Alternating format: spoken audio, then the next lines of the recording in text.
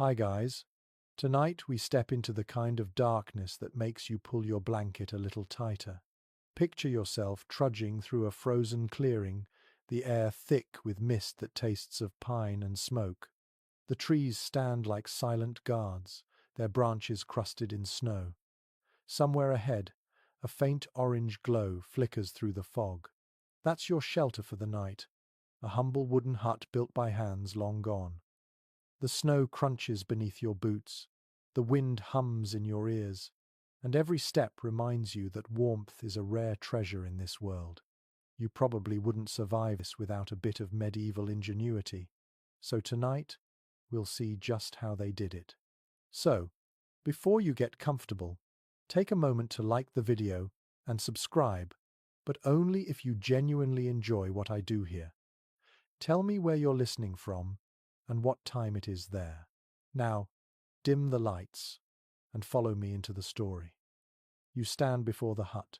Its roof bows slightly under the weight of snow, and smoke curls lazily from a hole in the thatch. The door, made from uneven planks held together by iron nails, looks like it has seen more winters than most people.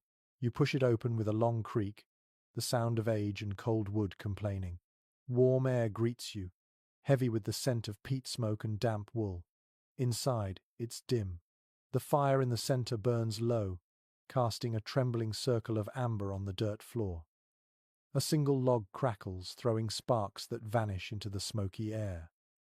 You step in, closing the door behind you. The world outside disappears, swallowed by darkness. The air inside is alive, thick and human. You hear the soft murmur of someone shifting under a heap of blankets, the faint drip of melted frost falling from the rafters, and a quiet cough from the far corner. The hut isn't big, no bigger than a modern bedroom, but it holds a universe of survival. Your eyes adjust. You see the rough-hewn beams that make up the frame, still smelling faintly of resin. Between them, gaps stuffed with moss and clay block out the winter wind. The walls glisten where heat meets frost, and every beam tells a story of repetition. Chop, build, patch, endure. In one corner, a small wooden chest sits beneath a hanging cloak. In another, bundles of straw form a makeshift bed. You imagine the people who once lived here, farmers, shepherds, small folk, scraping through the season on what the land could give. You lower yourself onto a wooden stool beside the fire. It creaks beneath your weight. The warmth doesn't travel far, so you hold your hands close to the flame, feeling the sting of returning blood in your fingers. The fire is small, careful. Every log was precious, cut weeks before the first snow and guarded like treasure. Historians know that winter fuel shortages often decided who made it to spring. It wasn't just about comfort, it was survival math. Too much wood burned too soon, and you'd freeze by February. Too little, and illness would settle in your bones. A faint draft brushes your neck. You turn and see where the door doesn't quite meet the frame. A rag is stuffed in the gap, the edges stiff with frost. It's a reminder that these huts were never perfect. The medieval poor relied on what nature offered, and sometimes that meant living inside what felt like a glorified barn. But still, they adapted. Some huts were built half dug into the ground, using the earth's own warmth to hold heat. Others lined the inner walls with woven wattle and daub branches plastered with mud and straw to trap every bit of warmth possible.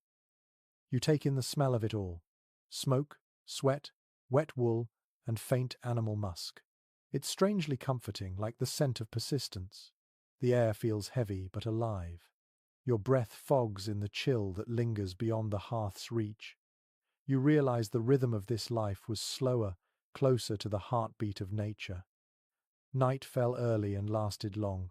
People moved with the pace of their candles, not their clocks. In the background, a child murmurs in sleep, curling tighter under a blanket of sheep's wool. The mother beside him stirs, adding a pinch of dried herbs to the fire. The air fills with a faint sweetness, lavender perhaps, or mugwort, thought to calm dreams. Historians still argue whether such herbs were for scent or superstition. Either way, the result is the same: a gentle perfume rising in the smoky air. whispering of care and hope in hard times. You shift on your stool, noticing how the smoke doesn't rise straight up but curls and pools before slipping through a hole in the roof. The hut's design is clever, if rough. Without a chimney, the smoke warms the air before escaping, coating the rafters in black soot that, in a strange way, preserves the wood from insects. The walls might be thin, but this was insulation enough for those who knew how to use it. It's a detail that feels both accidental and brilliant, like most medieval inventions. Outside, the wind sighs through the forest. The sound of snow shifting from branches is like a slow exhale. You imagine what it must have been like to step outside in that darkness. No street lights, no hum of cities, just the vast silence of a world asleep. For those inside, the hut wasn't just shelter, it was the thin line between life and death. Your gaze drifts to the floor, hard-packed earth softened with a scatter of straw. Every step makes a soft rustle, like whispering pages. The straw was changed often, partly to keep insects away and partly to absorb the moisture that crept up from the ground. Sometimes herbs were mixed in pennyroyal, tansy, thyme to keep fleas at bay. Quirky, yes, but it worked. Some of these same herbs are still used in natural repellents today. The fire crackles lower now. You lean back, letting your mind wander. It's easy to romanticize these huts, but life here was raw. You can almost feel the hunger that lingered through each winter, the ache in the hands that chopped wood, the quiet pride in surviving one more season. And yet, there's beauty in that struggle, a rhythm we've lost. The hut, the fire, the family huddled together. It's not much, but it's everything. As you close your eyes, the glow of the fire softens to a blur. The smoke swirls, the timbers sigh, and the cold beyond the door feels far away. For a moment, you belong here, another soul finding warmth in the deep medieval night. The door creaks open again, and a gust of night air slips in like a ghost. You catch the chill instantly, sharp and clean against your cheeks. Behind you, the small flame shivers, its glow wobbling across the hut's rough walls. You pull the door shut and press your palm to the wood, feeling the thud of the latch as it drops into place. The wind outside hisses softly through the gaps, like a distant whispering crowd. Inside, the world smells of survival. You look around, and your eyes start to read the room. The glow of the fire reveals simple shapes: a bench, a stool, bundles of cloth hanging from hooks, and a corner that might serve as a bed. Every object earns its keep here. There is no waste, no decoration for decoration's sake. You can almost hear the hut's quiet logic saying, if it cannot warm you or feed you, it does not belong. You sit back down and notice the sheen on the inner walls, a mix of sap and smoke that makes them glisten. The pitch from the pine used in building gives off a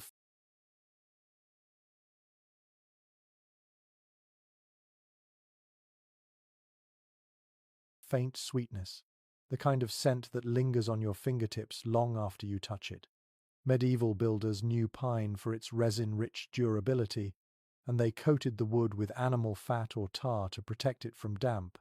A simple trick, yet it kept many homes from rotting through endless winters. In the dim light, you see where children's fingers once traced patterns in the soot. Smudges of faces, perhaps, or little marks to pass time when snow trapped families indoors for days. You imagine how they must have counted the hours between light and dark, measuring life by fire instead of clock. Historians say that in many northern villages, winter days became nearly timeless, blurring into each other until the only rhythm left was tending the flame. A woman might have spent her evenings patching clothes, her eyes straining under the dim firelight. Needles were precious, often made from bone or brass, kept carefully in little pouches. You picture her holding one up close to the flame, threading it with a strand of rough wool. There's something intimate about that image, something steady. Outside, a blizzard could howl, but inside she'd be mending life one stitch at a time. In one corner, a clay oil lamp sits, its flame barely brighter than a candle. The oil is animal fat mixed with herbs, the wick twisted from linen scraps. You can almost hear the faint hiss as the flame licks the rim. It's not enough to light a room, but enough to find your way to bed. Many medieval huts used lamps like this because candles were expensive luxuries. The wealthy had beeswax, but peasants burned tallow, which smoked and smelled faintly rancid. That smell would cling to the air, to the clothes, even to dreams. You take a deep breath and feel the heat settle around you. The air closest to the hearth is heavy with warmth, but a step toward the door, and the cold bites again. Temperature gradients like this defined the medieval night. People would cluster close to the center, backs to the walls, bodies angled toward the flames. The further from the fire, the deeper the chill. It was a shared understanding of space, a quiet geometry of survival. Your eyes linger on the hut's small window, or rather, the hole that serves as one. A sheet of oiled parchment covers it, letting in a dull amber glow by day and keeping out drafts by night. Glass was a rarity, a thing for churches and noble homes. For everyone else, animal horn or stretched bladder did the trick. It gave privacy, a little light, and a reminder that luxury wasn't the same as comfort. You can almost imagine the sound of the wind rattling that window covering, a soft tremor that seems to breathe with the storm outside. From above, you hear a faint drip. Meltwater seeps through the thatch where snow has begun to thaw near the smoke hole. The thatching is tight, layered with straw and reeds, sometimes even seaweed in coastal villages. It's an ancient craft, one that demanded precision. Each layer overlaps like fish scales, angled so rain runs off and snow slides down instead of soaking in. Historians still debate whether the earliest builders learned this method from nature or from the Romans who left traces of their architecture across the countryside. Either way, it worked. Some huts have stood for centuries, their thatch thick as a winter pelt. You tilt your head and listen to the structure breathe. The timbers creak as they settle, responding to every gust outside.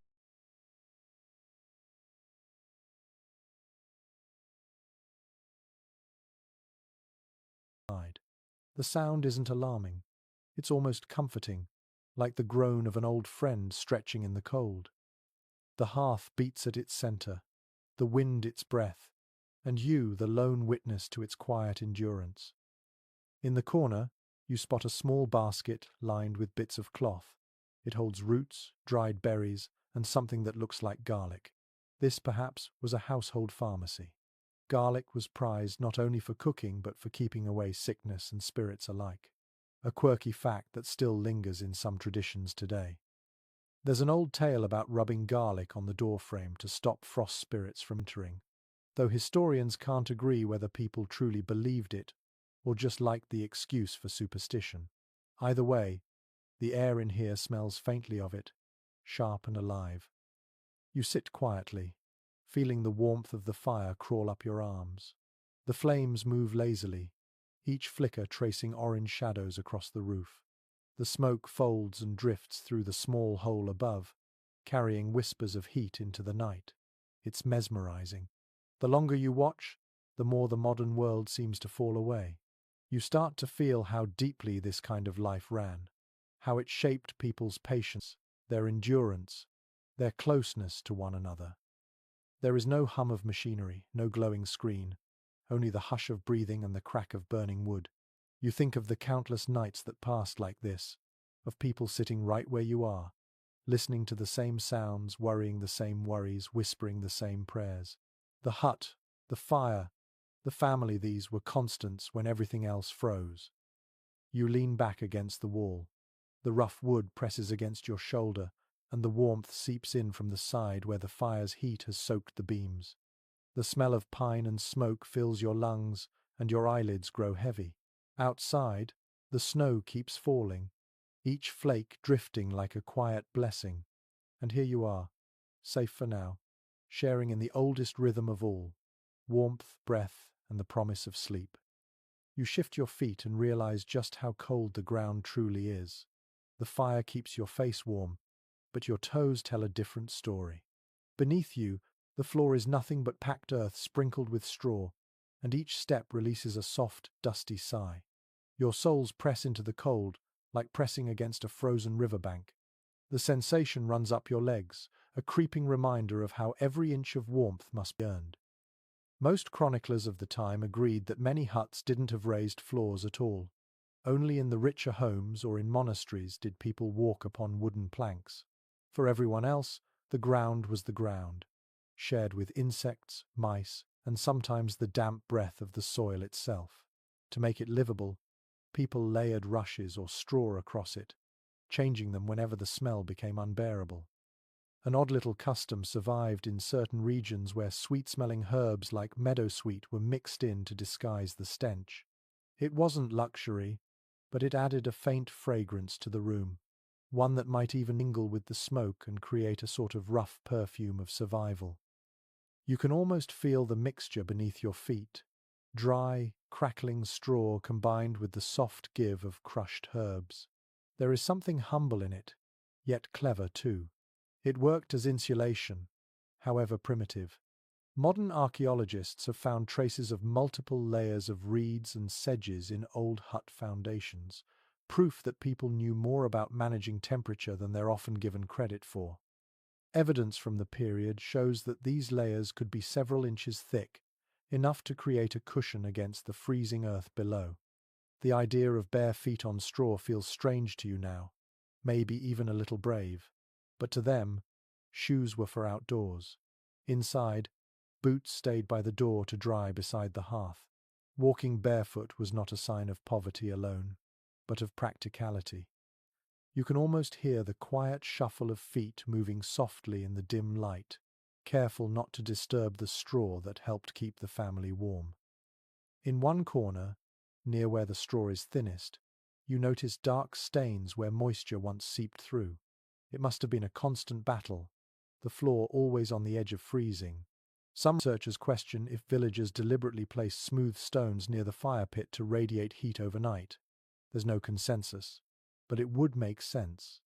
Stone holds warmth longer than earth, and the trick might have been passed along by travelers from the south.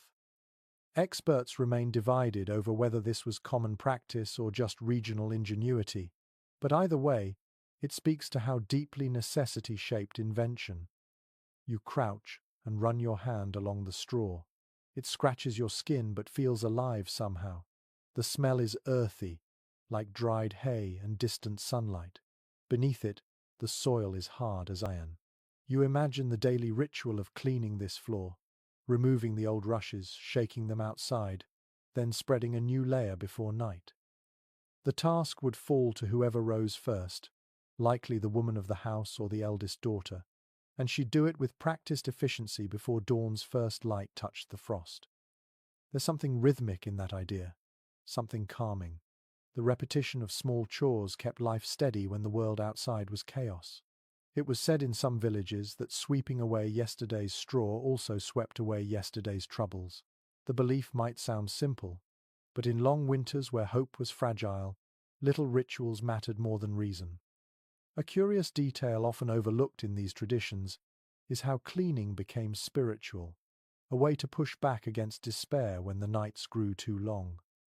You glance toward the fire again. Its glow spills across the straw, making the floor shimmer in patches of gold and shadow. The flicker reveals footprints hardened into the dirt, faint traces of past movement. You wonder how many generations stood exactly where you stand now. How many cold mornings began with someone striking flint, blowing on a spark and praying the smoke would rise clean. Above you, the roof timbers creak softly. The sound blends with the wind outside, a duet of endurance and patience. You begin to understand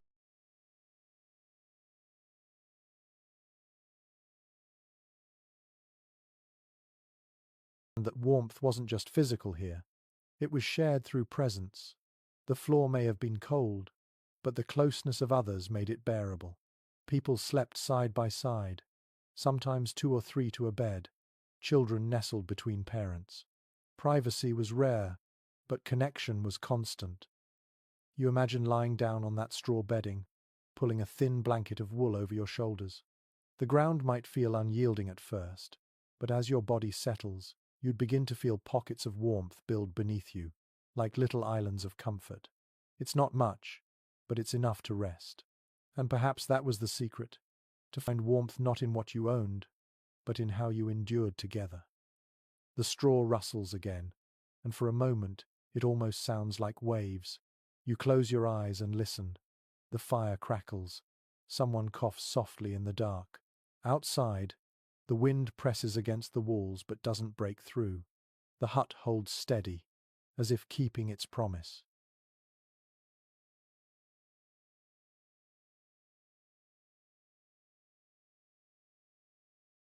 Folklore hints at another explanation for the straw. Some said it wasn't just insulation but protection. The rustling of the dried stalks supposedly scared away wandering spirits that crept through cracks in winter. Whether or not anyone truly believed it, who can say? The records leave just enough mystery to wonder. But the image stays with you, the thought that even the smallest things, like straw beneath your feet, carried meaning and comfort in the coldest nights. You stretch your legs toward the fire, feeling the warmth creep closer. The flames shimmer and dance across the uneven walls, turning the hut into something almost alive. You can smell the straw, the smoke, the faint sweetness of herbs, and beneath it all, the scent of earth itself, ancient, grounding, and unchanging. You think of how far you are from the modern world, yet how close you feel to these long-gone souls. Your eyes grow heavy, your thoughts softening like snow falling through the dark. The cold is still there, but it no longer feels hostile. It feels familiar, part of the rhythm of existence. The fire hums quietly. The straw whispers beneath you, and the old floor breathes out its warmth, one slow heartbeat at a time. The fire pops, and a spark leaps out, landing close to your boot. You nudge it back into the embers and watch it vanish. The heat flares for a heartbeat, lighting up the faces of the logs. Fire, you realize, is not just warmth. It is authority. It decides how much comfort you get, how long you live, even how you sleep. Evidence from the period shows that the hearth was the heart of every medieval home. It wasn't simply a fireplace tucked against a wall. In many wooden huts, it sat in the center of the floor, a glowing island surrounded by low benches and sleeping spaces. It was where meals were cooked, stories told, wounds tended, and disputes settled. The family revolved around it like planets around a small red sundae. You study the way the smoke moves. It doesn't climb straight up, but swirls like a restless spirit before slipping through the hole in the roof. The air feels heavy with soot and life. Your eyes sting a little, and you understand why medieval lungs rarely got a break. But this smoke, irritating as it is, helped dry out thatch, deter insects, and even preserve meat that hung near the rafters. Many modern historians believe that the dark, smoky interiors we imagine weren't just the result of poor design, but of deliberate choice. Smoke was a guardian as much as a nuisance. An unusual superstition cropped up around that same idea. People believed the smoke carried prayers upward, that each twist and curl was a message sent to heaven. To sit in the smoke was to sit under blessing, though it often made your eyes water enough to doubt the favor. Still, the belief held strong, especially during midwinter when spirits were said to wander freely. It sounds fanciful, but when you live in a world where fire can both save and destroy, faith becomes a kind of warmth too. You lean closer and feel your cheeks glow. The hearth is built from river stones, blackened smooth from years of heat. Ash piles softly at the edges, light as snow. Beside the fire, a pot bubbles quietly, its lid rattling from time to time. You imagine the smell of stew, barley and root vegetables cooked down to a thick, smoky comfort. Meat would be a luxury, saved for feast days, but even a broth like this could keep the hunger quiet for a while. Most chroniclers of the time agreed that tending the fire was a task of near religious importance. Letting it die was more than inconvenience, it was a shame. In some villages, if your fire went out, you had to borrow a flame from a neighbor's hearth. They would carry it home in a clay pot, shielding it with their hands. To ask for fire was an act of humility, a reminder that everyone depended on everyone else to keep the light alive. The more you watch the fire, the more you see how alive it feels. It shifts and sighs like a breathing creature. Every flicker paints shadows that move along the walls, making the wooden beams seem to sway. You can almost believe the fire listens. In the dim hush of the hut, it becomes companion, protector, storyteller. But fire was also a threat. Without a chimney, sparks could drift into the thatch above, and in one unlucky moment, the entire home could vanish in flame. Contemporary accounts make it clear that winter fires often led to village-wide disasters. Once a roof caught, there was little anyone could do. Buckets froze. Snow buried wells. People could only watch as their hard-earned shelter turned to smoke and ash. To them, fire was both gift and test, never to be trusted completely. Some researchers question if certain building rituals were meant to tame that danger. Archaeologists have found small charms buried beneath hearthstones, bits of pottery,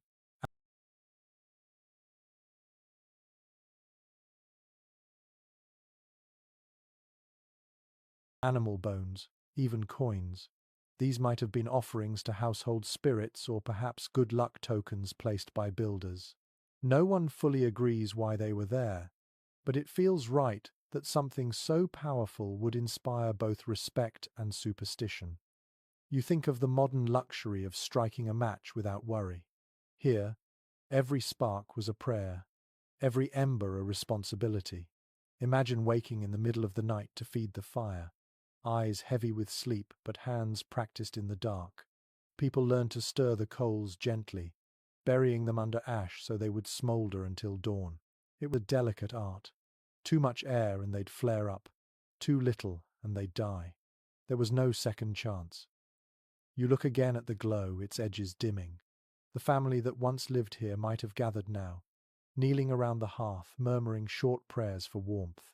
Children would extend their hands and laugh as their shadows danced across the wall. The firelight would flicker over faces, softening them, making everyone look younger for a moment. You pick up a small stick and prod the embers, and the sound they make is like whispering sand. Sparks float upward, tiny suns rising into the darkness. The air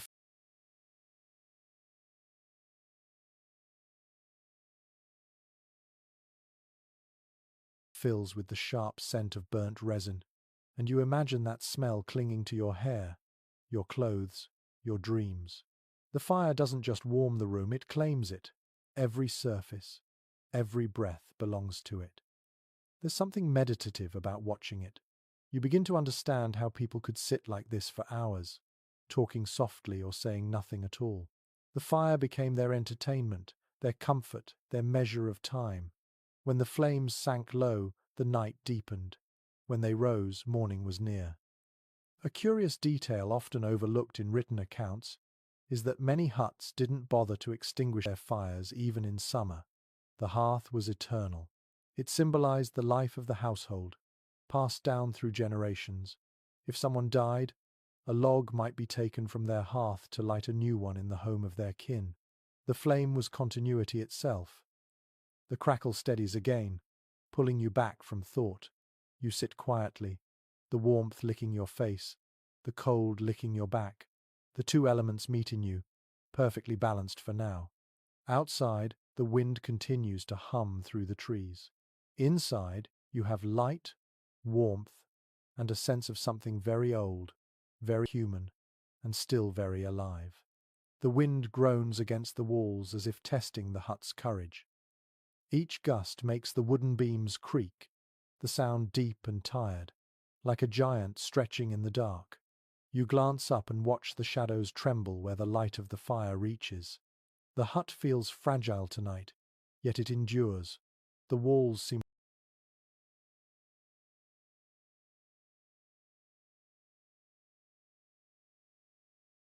to whisper, not with words, but with memory. According to common practice in medieval Europe, huts like this were built from logs or split planks stacked tightly together, their seams stuffed with moss and clay. The result was something simple, but clever. The materials were all local. easy to repair, and warm once the interior air heated up. Still, no wall was perfect. Cold air always found a way inside, slipping through cracks like invisible fingers. The struggle against the wind was constant, and people grew skilled at listening for it. A faint whine in one corner meant a gap. A low hum in another meant a loose board. They patched and stuffed until the sound softened to silence. You reach out and touch the wall beside you. The wood feels rough but alive, its surface scored by tools. Tiny ridges catch the firelight. You can sense how it must have been shaped by hand, each plank fitted by sight and instinct. Builders didn't use rulers in every village. They measured by palms, by eyes, by memory. It was an art more than a science, and yet it worked well enough to hold back the cold. An odd little custom survived in some northern regions. People smeared animal fat along the base of their walls to block out drafts and discourage insects. It sounds unpleasant, but it sealed gaps better than clay alone, and added an unexpected benefit. The smell kept rats away. Imagine that. The faint scent of tallow mingling with wood smoke, a fragrance only a medieval winter could invent. You listen as the wind shifts direction. It hits the wall at a different angle, and the wood responds with a quiet knock. The noise is oddly rhythmic, almost like a heartbeat. You picture the family lying awake, listening to the hut talk to them through the night. To some, it was comforting. The sounds meant the walls were still standing. To others, they were eerie reminders of the outside world pressing in. There's ongoing discussion among historians about how much insulation these huts truly provided. Some believe that once the interior warmed, the timber retained heat surprisingly well. Others argue that drafts were unavoidable, that families relied more on body heat and bedding than on architecture. The truth probably lies somewhere in between, carried by generations of trial and error. You notice patches where clay once filled the spaces between logs. The color is faded now, dull brown streaked with soot. In its prime, it would have looked golden in the firelight, smooth and slightly damp. People used whatever materials they could find: mud, straw, horsehair, even dung to make the plaster. When it dried, it hardened like stone, sealing out both wind and sound. The walls became their own kind of skin, breathing just enough to keep the hut from suffocating. You move your hand and feel a draft sneak through a small gap near the corner. It brushes your wrist with icy fingers. The sensation makes you shiver. In the deep of winter, that little gap could mean difference between comfort and misery. Some villagers hung woven mats or furs along the inner walls to trap the warmth, creating layers of softness that looked almost decorative. It was practicality disguised as beauty. There's something touching in that effort. You can imagine a mother pressing bits of moss into cracks while her children slept, her fingers stiff with cold but steady. Perhaps she hummed a small tune while she worked, a song she learned from her own mother, one that kept her mind from thinking about the frost creeping under the door. The details are lost to history, but the image feels true. You lean back and let the walls support you. The timber hums faintly under the wind's pressure. For a moment, you could almost believe the hut breathes with you. The sound of it settling feels steady, reassuring, like a lullaby made of wood and patience. A lesser-known habit of the time was to tuck charms into the gaps between boards. Small bones, feathers, or bits of cloth were thought to guard against spirits or ill fortune. Folklore from certain valleys even claimed that whispering your name into the wall would keep the cold from stealing your soul while you slept. Whether or not anyone truly believed this, it tells you how deeply they lived with their surroundings. A wall wasn't just a barrier, it was a guardian. You stare at the edges of the firelight, where the walls vanish into shadow. The sound of the wind fades for a moment, and silence fills the hut like water filling a bowl. You realize that these walls didn't just keep out weather, they held in the stories, the laughter, the fears of everyone who ever lived here. Every winter left a mark, invisible but real. Archaeological findings suggest that in some regions, villagers reinforced their huts by leaning spare planks or old cartboards against the outer walls during the harshest months. It added weight, stability, and a sense of safety, even if it didn't do much for warmth. They would remove them in spring, when light and air returned. The cycle repeated year after year, a rhythm of build, patch, endure. You listen again. The wind picks up once more, but now the walls no longer sound distressed. The wood groans but doesn't give. It holds, patient and sure. You imagine the satisfaction of hearing that as a builder, of knowing your work could withstand another storm. It must have felt like triumph, small but solid. The fire glows low now, painting the walls in amber and red. The shadows dance in long shapes that seem to move across the timber, as if the walls themselves remember the people who leaned on them. You find comfort in that thought. The hut isn't silent. It sings softly in wood and wind, reminding you that even the simplest shelter can feel alive when you listen closely. The night deepens, but the fire's pulse holds steady.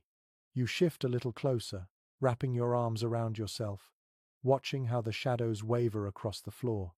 The smell of warm wool lingers in the air. It comes from the bedding piled nearby, thick layers of fabric, fur, and straw that make up the medieval idea of comfort.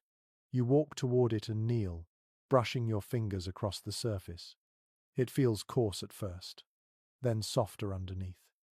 Archaeological evidence shows that common people slept on sacks filled with straw, reeds, or sometimes dried seaweed when near the coast. These sacks, called ticks, were laid directly on wooden boards or, for poorer families, on the earthen floor itself. Wealthier households used feathers instead, plucked from geese or ducks, creating beds that sagged like giant cushions. But for most, straw was the only choice. It crinkled under the weight of bodies, releasing a faint sweetness into the air, the smell of old harvest fields. You lift a corner of the blanket and find another layer underneath a pelt of some kind, stiff and shaggy. It could be sheep's wool, or perhaps goat hide, still carrying the faint oily scent of the animal. These were prized for their warmth. People didn't just sleep under blankets, they nested within them. They arranged bedding like armor against the cold, layer upon layer until only their faces showed. A curious detail often overlooked is how often these beds were shared not just by family, but by guests. In winter, the warmth of another body could mean the difference between comfort and sickness. Travelers were welcomed, sometimes reluctantly, into homes that barely fit their own families. There was little room for modesty, but plenty for humanity. The practice created a strange intimacy among people who might never have spoken otherwise. You sit back and imagine the sounds, the rustle of straw, the muffled breathing, the occasional cough. It is both homely and haunting. In the middle of that tangle of limbs and blankets, warmth gathers slowly, spreading from one body to another until everyone's breath becomes a shared rhythm. Most chroniclers of the time agreed that changing the straw was a ritual in itself. It had to be done every few weeks, or sooner if dampness crept in. Old straw attracted lice, fleas, and worse. People shook it out, burned what was too dirty to save, and refilled the sacks with new stalks gathered from the barn. The smell of fresh straw was said to lift spirits, especially during the longest nights. It smelled like summer, like fields long gone under snow. You lie down and let the straw crackle beneath you. It molds slightly to your shape, uneven but comforting in its own primitive way. The texture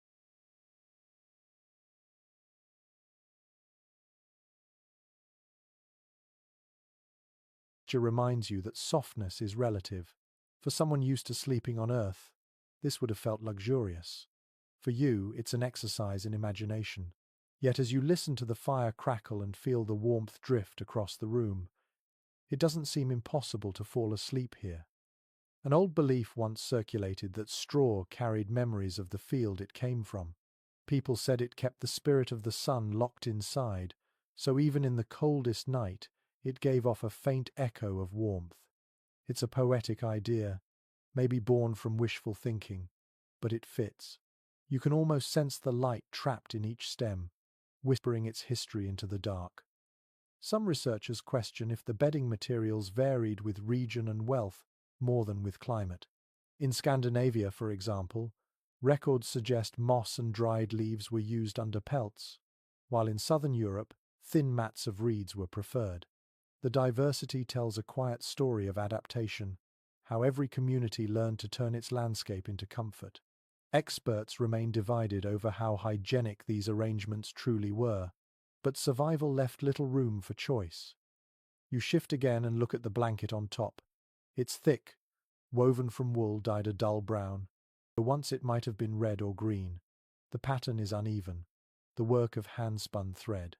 You run your palm along it, and tiny bits of lanolin oil cling to your skin, making it feel almost alive. Wool was the treasure of the medieval world. It clothed, fed, and sheltered nations. Entire economies were built on the back of sheep. When a blanket like this wore thin, it wasn't discarded, it was patched, rewoven, reborn into another form. In the corner of the hut, near the door, hangs a bundle of feathers tied with twine.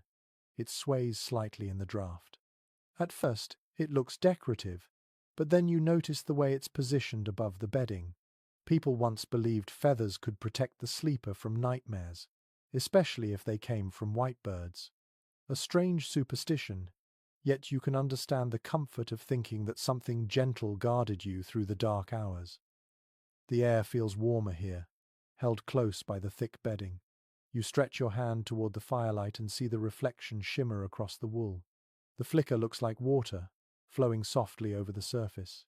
It's easy to imagine a whole family lying here, the parents whispering in the half-dark while the children slept, the room quiet except for the wind and the slow breath of the living.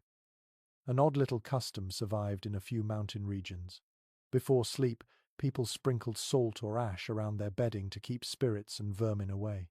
Salt was expensive, so it wasn't done nightly, but on the coldest nights it served as both superstition and practicality. Salt dried the damp, ash masked the smell, and both carried a faint symbolic weight, purity, and protection. Whether anyone truly believed it or not, it made the darkness feel less lonely. You close your eyes for a moment, resting on the uneven comfort of straw and wool. The hut creaks softly as the wind shifts again.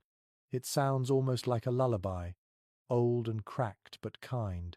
You can smell the faint sweetness of dried grass, the lingering smoke from the fire, the earthy scent of wool.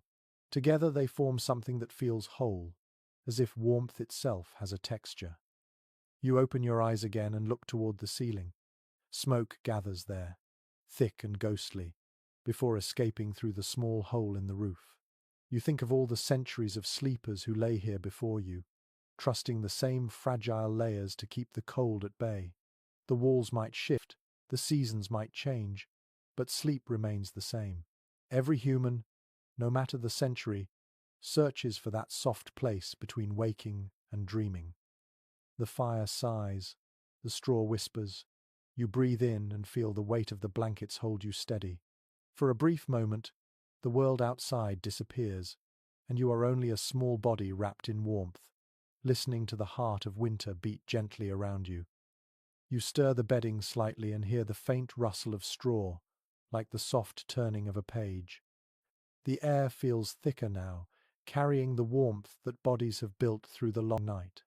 You glance toward the center of the hut and imagine the family gathering here before sleep, arranging their space carefully. The idea of a private bed belongs to the future. For most of history, sleep was a communal act, a shared ritual of survival. Surviving records reveal that families often slept together, especially through the coldest months.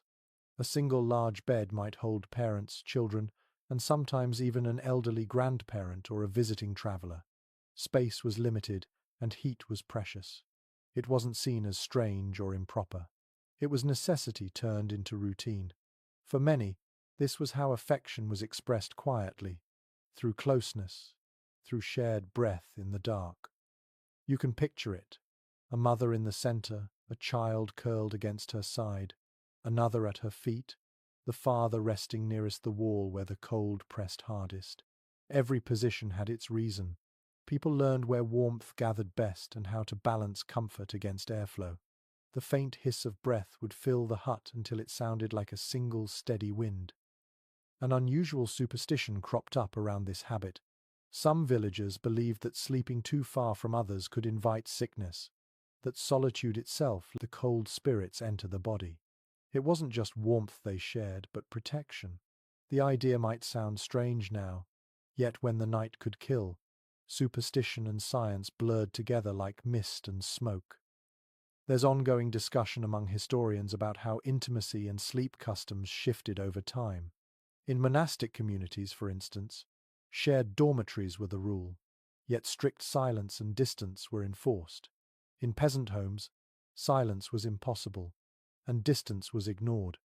The contrast reveals how social class shaped comfort as much as architecture did. What was a moral rule in a monastery was simple practicality in a hut.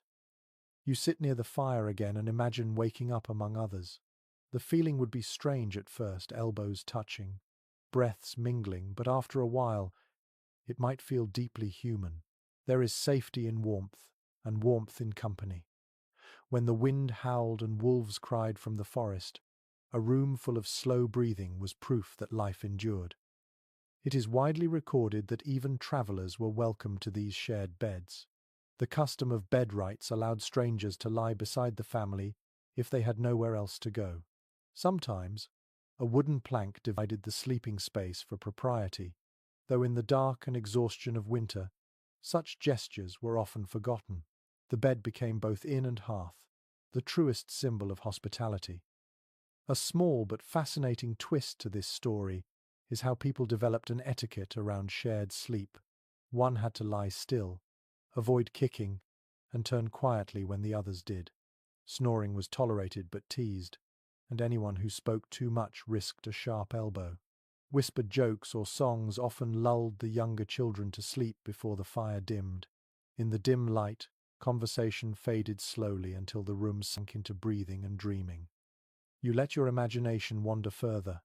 Maybe one child stirred, murmuring nonsense words from a dream, and the mother reached out without opening her eyes, patting the small shoulder until stillness returned. Perhaps the father shifted, pulling the blanket higher as embers cracked. There were no alarm clocks, no concept of oversleeping. The day began when the fire died, when cold air kissed the face, when the first rooster crowed. Folklore hints at another detail. In some places, it was considered unlucky to lie down with your head toward the door. The soul, they said, might slip out during dreams and fail to find its way back. So families arranged their bodies according to the hut's layout, trusting in habit and tradition to guard their sleep. Such beliefs stitched the practical to the mystical until the two were inseparable.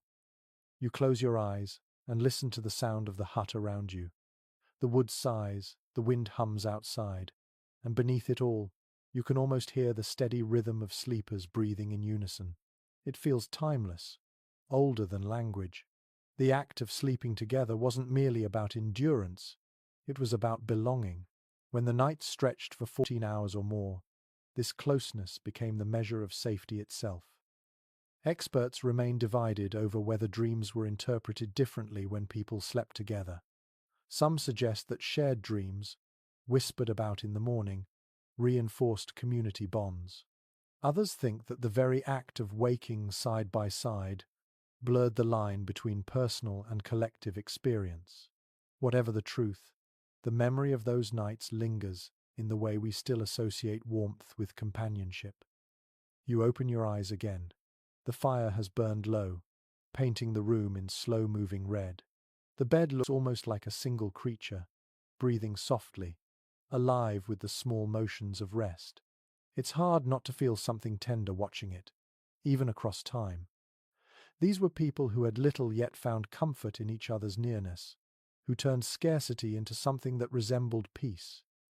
A lesser-known habit of the time was that before lying down, one person might recite a short charm or blessing to keep nightmares away. Some muttered it under their breath. Others spoke it aloud, so the children would feel protected. It was half prayer, half lullaby. The words varied from village to village, but the meaning was always the same. May the fire stay warm. May the dark stay kind. You look around the small room once more. The walls hold the echo of countless breaths, and the straw beds glow faintly in the last light. The cold beyond the door feels distant now, almost irrelevant. What matters is here the simple, quiet miracle of shared warmth.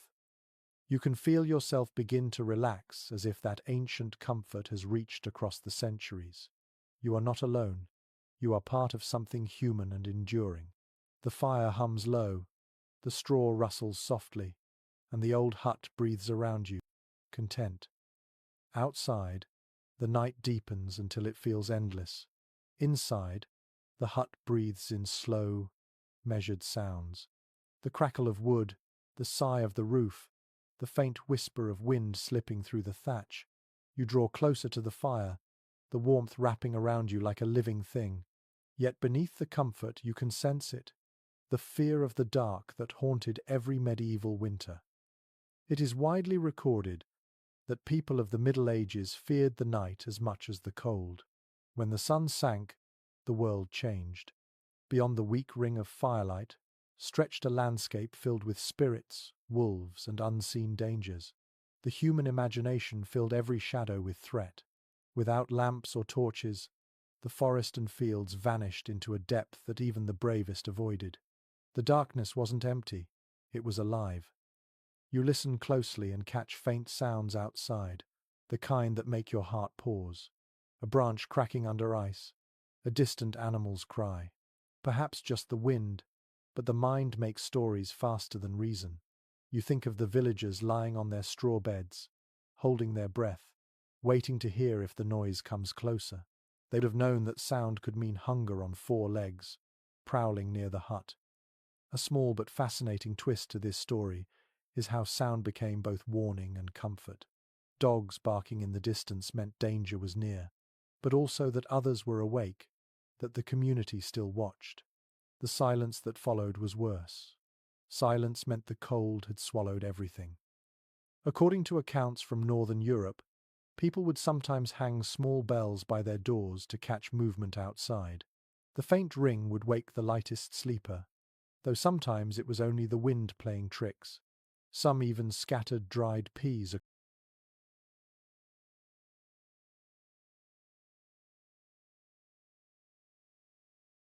across the threshold, so that anything walking in the dark would rattle them, human or not. Such methods mixed practicality with superstition, a delicate balance born of fear and ingenuity. You lean your ear closer to the wall. The wood carries distant vibrations. It is strange to think that centuries ago, someone might have done exactly the same thing, listened for the living night and measured its threats. You can almost hear what they would have heard. Wolves calling to one another beyond the trees, the mournful rise and fall echoing through the cold air. An odd little belief once circulated that wolves weren't merely beasts but wandering souls, punished to roam the earth under moonlight. Children were told not to stare too long into the darkness, lest a lost spirit notice them. It sounds poetic now, but for those whose livestock or kin vanished into the night, such stories felt true. When nature rules without mercy, imagination becomes a way to make sense of fear. There's ongoing discussion among historians about how much of this fear was genuine terror and how much was cultural storytelling. Some argue that medieval people, accustomed to darkness, were less frightened than we imagine. Others insist that the isolation and lack of light amplified every sound, turning ordinary nights into trials of faith. The written records can only hint at what hearts felt in those long hours before dawn. You stand and walk toward the door. A faint draught seeps through, brushing against your skin like a cool whisper. The latch feels rough beneath your hand. You picture someone standing exactly here hundreds of winters ago, hand on that same spot, listening before unbolting it. The door creaks softly, and the wind pushes through with a sigh that smells of frost and pine. You peer outside. The night is a vast ocean of blue-black shadow.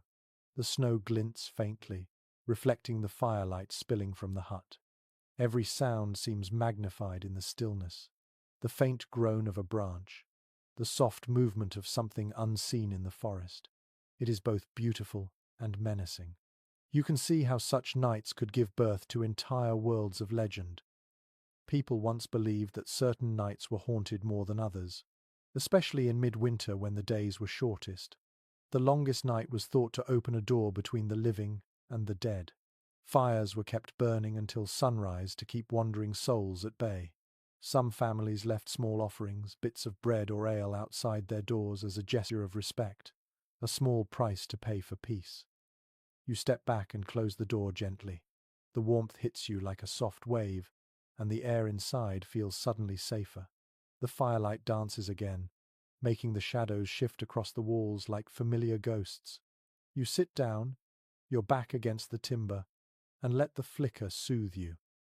A lesser-known habit of winter nights was the telling of stories just before sleep. These tales mixed faith, humor, and fear in equal parts. They were passed down generation to generation, shaping how people understood the world. Each story taught something practical. Don't wander far, respect the forest, keep the fire alive but wrapped it in mystery so the children would remember. You can imagine it, a circle of tired faces glowing orange in the firelight, the storyteller's voice slow and low, rising only when the tale reached its dark twist. A log crackles loudly, and the listeners jump, then laughter, quiet and relieved.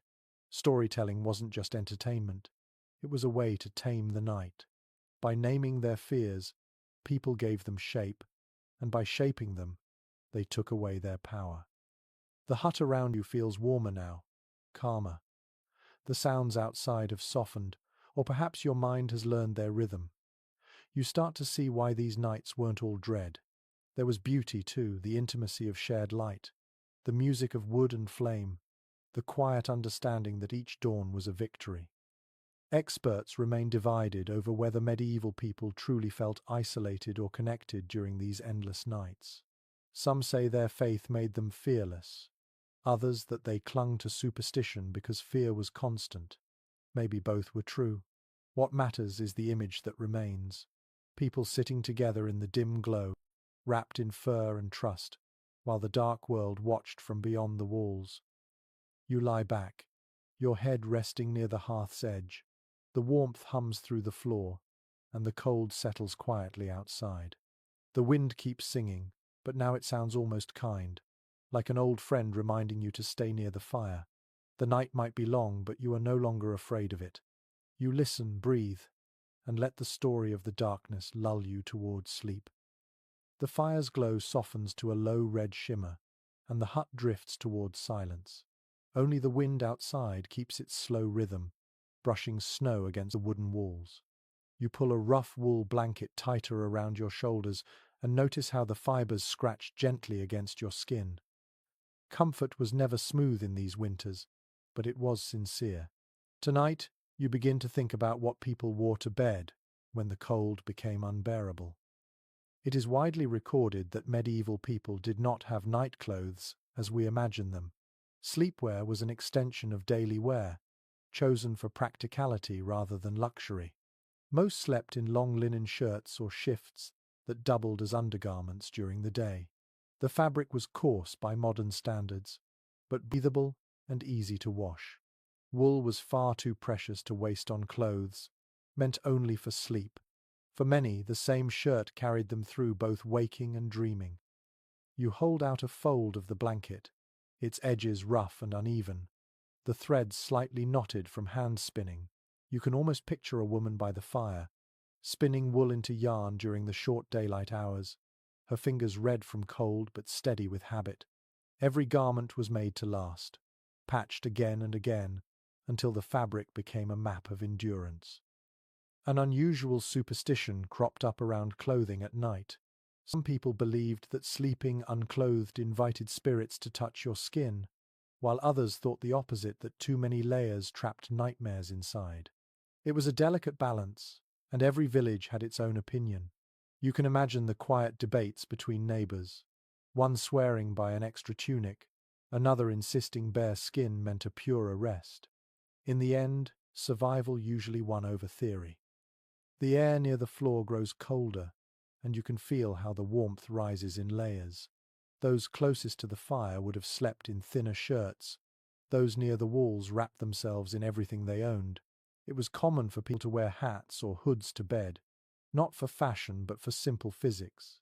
Much of a person's heat escapes through the head, and the medieval world understood this without needing a thermometer. According to common practice in medieval Europe, even the poorest villagers often owned at least one wool cap. It might be shared among family members or passed down like an heirloom.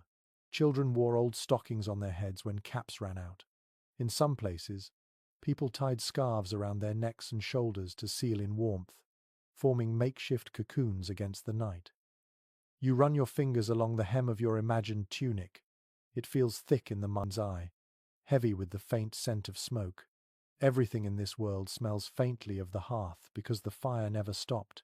Clothes absorb that scent, turning warmth into memory.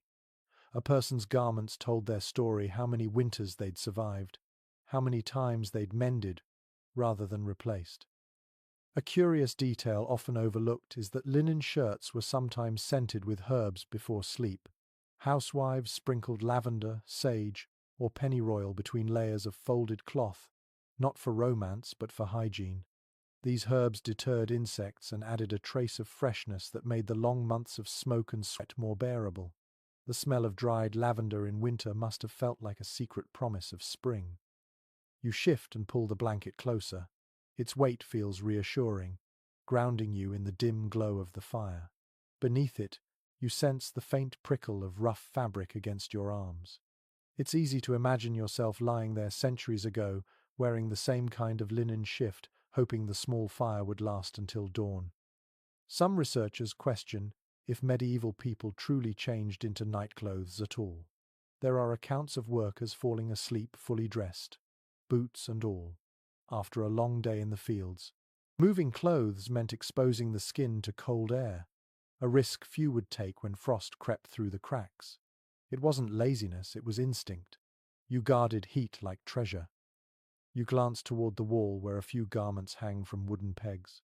A cloak, a pair of worn breeches, a hood stiff with age. They sway gently in the draught, whispering of days spent in snow and rain. In the dim light, they almost look like silent companions, watching over the sleepers. Locals even whispered a strange belief that spirits could hide in empty clothes. To prevent this, some people tucked their garments beneath their beds or folded them neatly before sleep.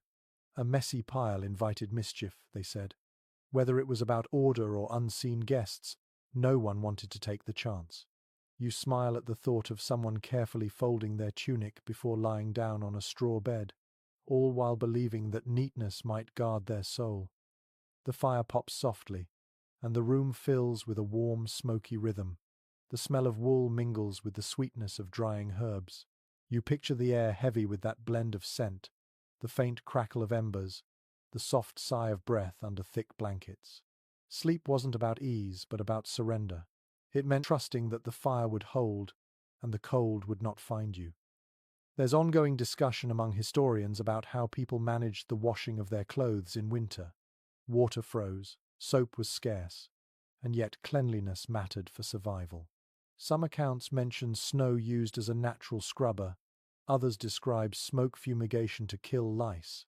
It wasn't glamorous, but it was effective. Necessity, as always, turned hardship into wisdom. You lean back and imagine the soft murmur of a family preparing for bed. The mother adjusts the blanket. The father stretches out near the fire, still wearing his tunic. A child curls under a cloak that smells faintly of sheep. Outside, the snow falls thicker, muting every sound. The world shrinks to this small circle of warmth and breath. You close your eyes and feel the layers of fabric around you, the ghost of warmth from a long-vanished hearth. Every thread carries history. The rough linen, the woolen cap, the worn blanket, they are the armor of ordinary people who faced winter with patience and hope. You imagine drifting to sleep among them, wrapped in the hum of the fire and the faint scent of herbs. When you open your eyes again, the hut feels smaller, quieter, but no less alive. Every object, every layer of fabric, speaks of care. They lived close to the cold, but even closer to one another. trusting that shared heat and humble cloth would be enough. The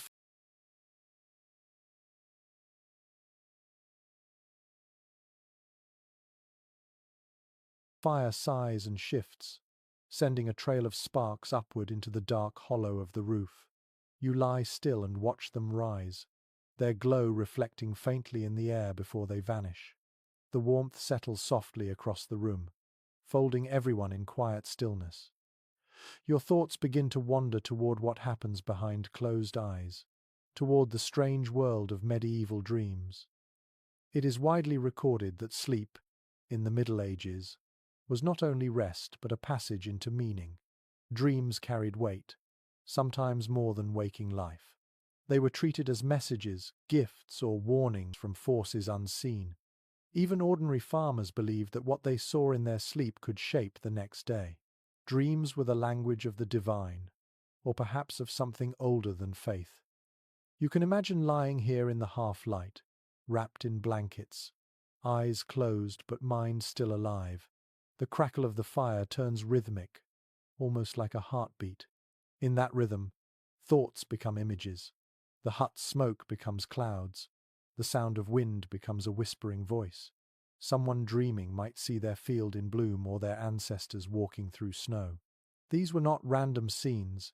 They were believed to hold prophecy.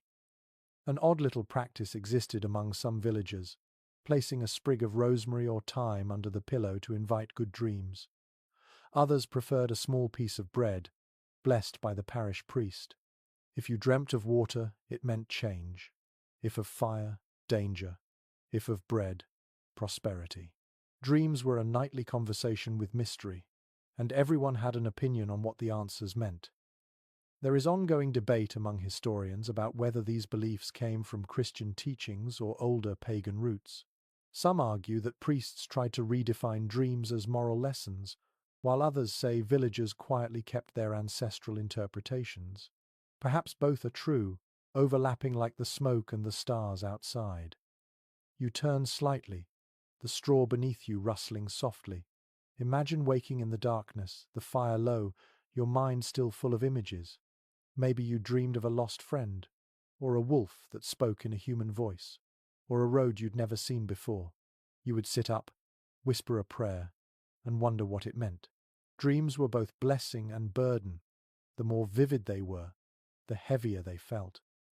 Surviving records reveal that dream books circulated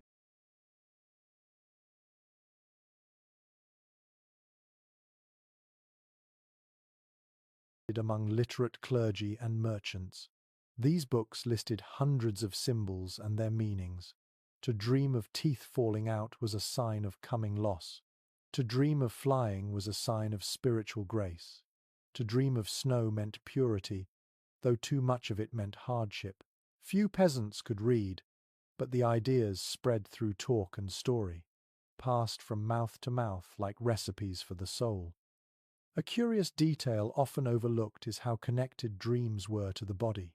People believed that what you ate before bed influenced what you saw. Heavy meat caused restless sleep, while milk and honey brought calm visions.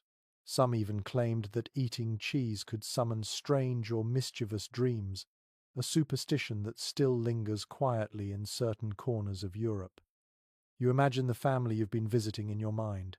Perhaps the mother murmurs a short prayer before sleeping, asking to see the Virgin in her dreams. The father, tired from work, closes his eyes and sees the field thawing, a promise of spring. The child dreams of animals talking, of stars falling, of things too bright to name. When morning comes, they might share what they saw, half afraid, half amused. Folklore hints at another idea, that dreams were journeys of the soul. While the body slept, the spirit wandered through invisible landscapes. If the rooster crowed before the soul returned, it might be trapped outside, leaving the dreamer listless for days. This belief made the timing of sleep sacred. People preferred to wake gently, not startled, to give their spirits time to come home. You stretch slightly, the blanket brushing against your face. It is easy to see how the quiet and the flicker of light could pull a person inward.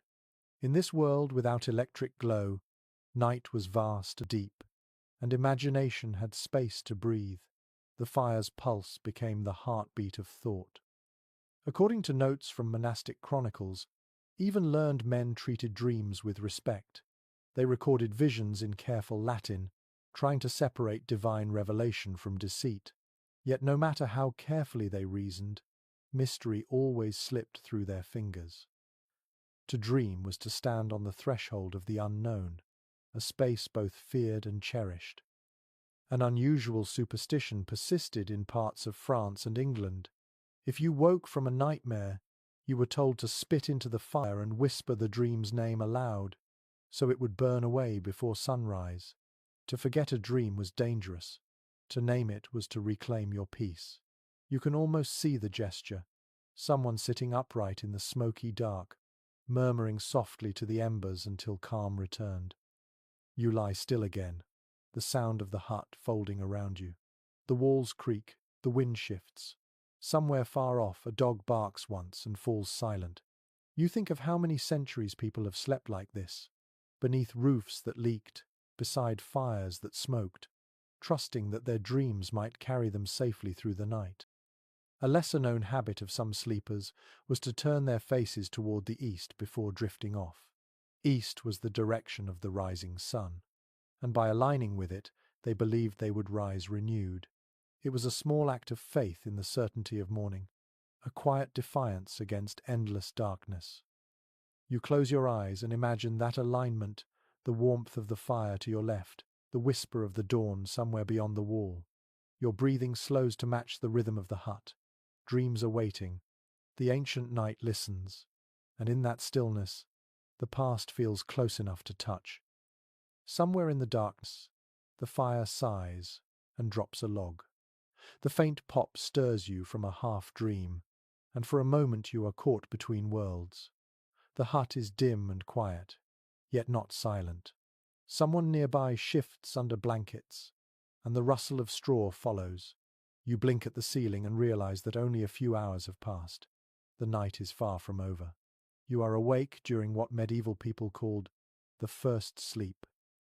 It is widely recorded that before the rise of artificial light, people slept in two distinct phases. The first began soon after dusk and lasted for a few hours, until sometime past midnight. Then came a period of quiet wakefulness, often lasting an hour or more, followed by the second sleep until dawn. This pattern was as natural as breathing.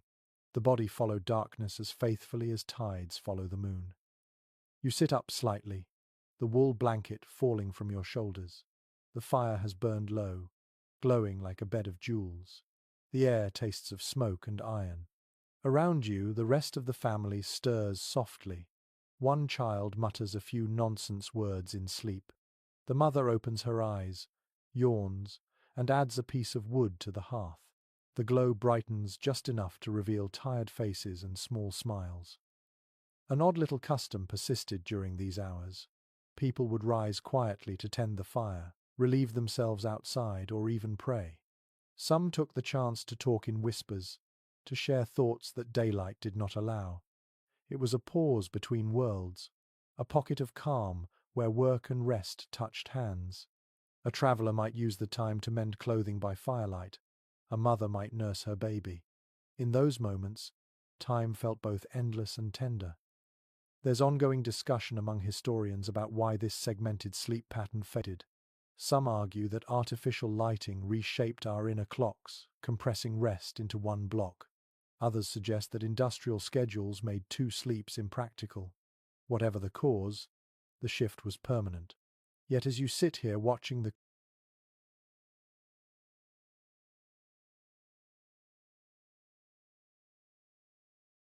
coals glow, it feels easy to understand how natural that rhythm once was.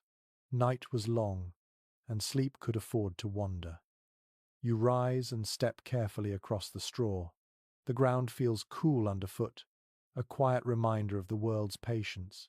You pour a little water from a clay jug into a wooden cup and drink. The taste is faintly smoky, drawn from a bucket that stood too near the hearth. You take another sip anyway. The cold steadies you. According to parish writings from the 15th century, This waking period was sometimes called the watch. It was not a time of fear, but of reflection. Many people prayed or recited psalms, believing the hours after midnight were closer to heaven. Some couples used the quiet to talk about plans or whisper affection before sleep returned. In winter, when days were short and labor demanding, this middle-of-the-night peace was a rare gift. You glance at the fire again. The mother beside it rubs her hands and adds another stick. The faint crackle seems louder now that everything else is still. She lifts a small pot from beside the hearth, pours its contents into a cup, and takes a sip. The smell of ale fills the air, warm and sweet. It was common to keep a small drink near the fire for these hours, something mild to soothe the body back to rest. In some homes, it might be thin wine or spiced milk. A curious detail often overlooked is that these midnight meals, humble as they were, had ritual importance. Sharing food in the dark was a gesture of connection, a quiet reaffirmation of life.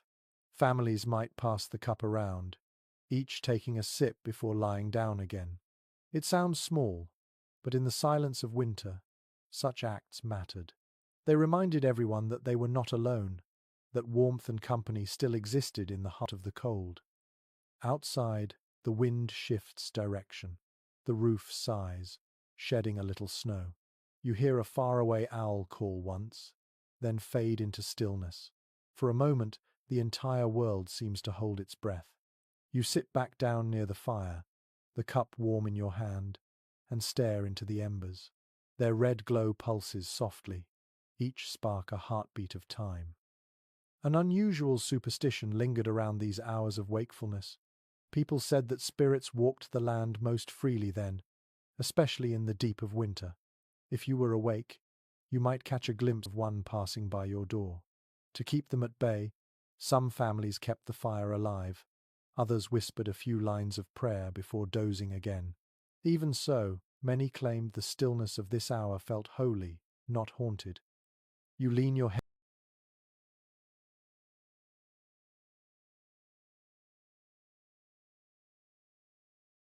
against the wall and watch as the fire slowly revives itself. The coals shift, glow, and fall into new shapes. It's strange how alive a hearth can seem, how it mirrors your own breath. Your eyelids grow heavy again. Around you, the family resettles under their blankets. The mother hums quietly, a sound too low to name but enough to comfort. It is said in old tales that dreams after the first waking were gentler, closer to morning light. To dream then was to glimpse renewal, to touch the edge of dawn before it came. The people of the past might not have known why their bodies stirred, but they trusted the rhythm. They lived by moon and fire, by hunger and rest, by simple truths that needed no explanation. You lie down again, the straw whispering beneath you. The fire's glow washes over your face. Beyond the door, the wind keeps its soft song. Your breath slows, the warmth wraps around you, and the hut slips once more into its shared slumber. In this middle stretch of night, you feel both awake and dreaming, held gently between two worlds, waiting for the second sleep to find you. When you open your eyes again, the fire has shifted from red to gold. Someone must have tended it while you drifted in that gentle half-sleep. The glow wavers softly, painting the inside of the hut in trembling shades of amber. The air feels thicker now, full of that smoky warmth that clings to everything it touches. You sit up slowly, watching how the flicker plays against the walls, how the light seems alive and curious. According to old household accounts, candles were rare in poorer homes. Firelight did almost all the work. Candles, when they appeared, were made from tallow, smoky and uneven, their flames dim but steady. Only churches and noble halls could afford beeswax, which burned clean and sweet. In this hut, light came from the hearth, and every shimmer mattered. The flames told time, mood, and even emotion. They were part of the night itself. You stare at the nearest wall, where the flickering light turns cracks into rivers and shadows into shapes. It feels as though the hut is breathing with you, exhaling gold and drawing in darkness. For a moment, You imagine what it must have been like to live every evening this way, with shadows for company. The light feels fragile but enchanting, enough to make ordinary things look almost holy. An odd little practice once found in some villages involved reading the fire's movements as signs. If the flames leaned east, travelers would arrive. If they hissed loudly, bad weather was coming. The hearth was an oracle, its dance a language known only to those who stared long enough. You smile at the thought of families whispering predictions over a crackling log, half believing, half jesting, the warmth binding them together. There's ongoing discussion among scholars about how deeply symbolic light was in medieval daily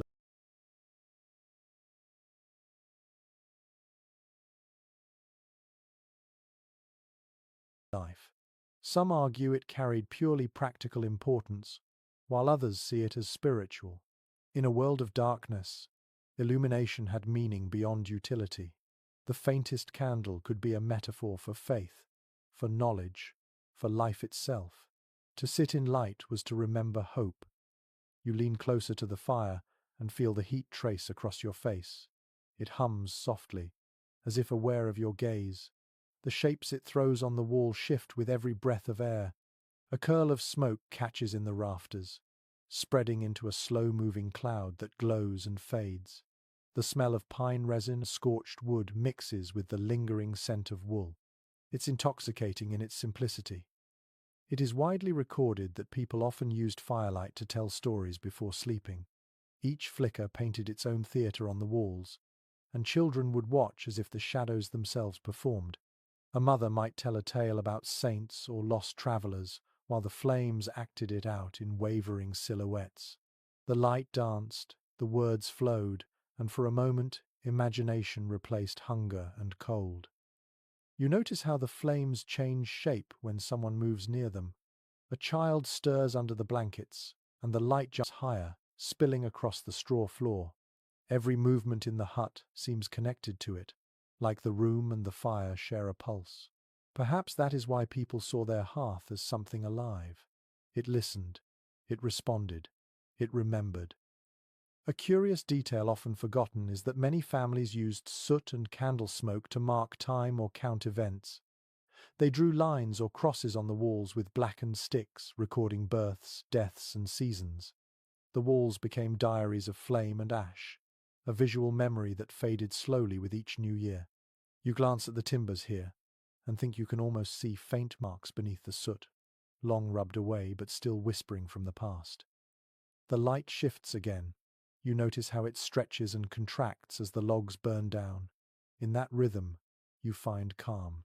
Firelight has a way of measuring thought, of slowing everything around it. You begin to understand why people watched it endlessly, why their prayers and their dreams were always drawn to the flame. According to travelers' letters from the 14th century, a well-tended fire was a source of pride. A steady glow meant the household was strong, diligent, blessed. Letting the fire die was almost a moral failure. To visitors, a dim hearth spoke of neglect. To the hosts, a bright one was a silent welcome. The quality of your flame was your reputation. An unusual superstition floated through certain valleys. If a candle's flame bent suddenly towards someone in the room, it meant that person would soon travel far. If the flame crackled 3 times in quick succession, a letter or message was on its way. No one agreed why these signs mattered, but they gave the long nights a sense of meaning, a way to read fate in the language of light. You sit still and let the glow wash over you. It moves gently across your hands, your face, your clothes. It makes everything softer, forgiving. The hut that looked worn and smoky in daylight now feels sacred. Even the cracks in the walls seem purposeful, like veins in old skin. The flicker of light turns imperfection into beauty. Folklore hints at another practice, the shadow play. On feast nights or long midwinter evenings, villagers would hold their hands in front of the fire to cast figures on the wall, birds, animals, faces, and weave stories around them. The game was simple, but the laughter it brought filled the hut with warmth deeper than heat.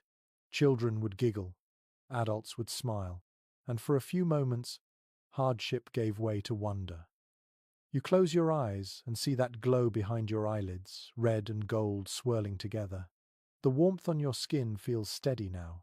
Somewhere behind you, someone sighs contentedly in their sleep. The fire pops again, sending a spark upward, a brief star vanishing into darkness.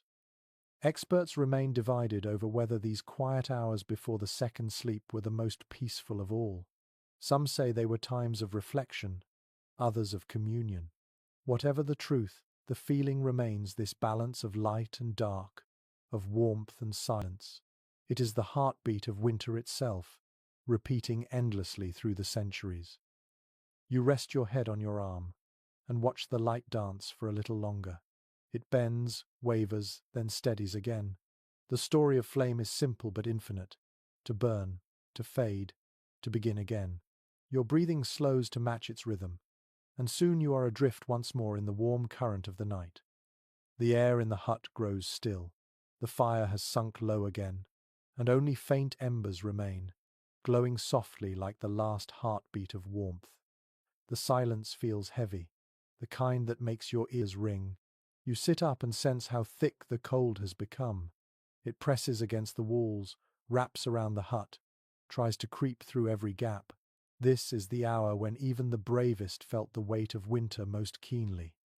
Evidence from the period shows that in the deepest parts of winter, temperatures inside wooden huts could drop dangerously close to freezing once the fire died. The walls, no matter how carefully packed with moss or clay, could not keep out the chill forever. Families survived through layers, movement, and sheer endurance. The cold was not a visitor, but a companion. You can feel that now in your breath, which clouds faintly in the air before fading into the dark. You pull the blanket closer and listen. Every sound carries differently in the cold. The faintest creak of wood echoes like a groan, and the drip of melting frost feels deliberate, slow. The world has shrunk to this one fragile space of life in a sea of ice. It is humbling. An odd little detail appears in some written chronicles. People would sometimes sleep with heated stones wrapped in cloth tucked at their feet. These bed warmers were not the polished brass tools of later centuries, but simple river stones, taken from the hearth and cooled just enough to hold without burning. When placed beneath the blankets, they radiated heat for hours, tiny suns against the frozen dark. You imagine holding such a stone, its surface rough but pulsing with warmth, the smell of smoke still clinging to it.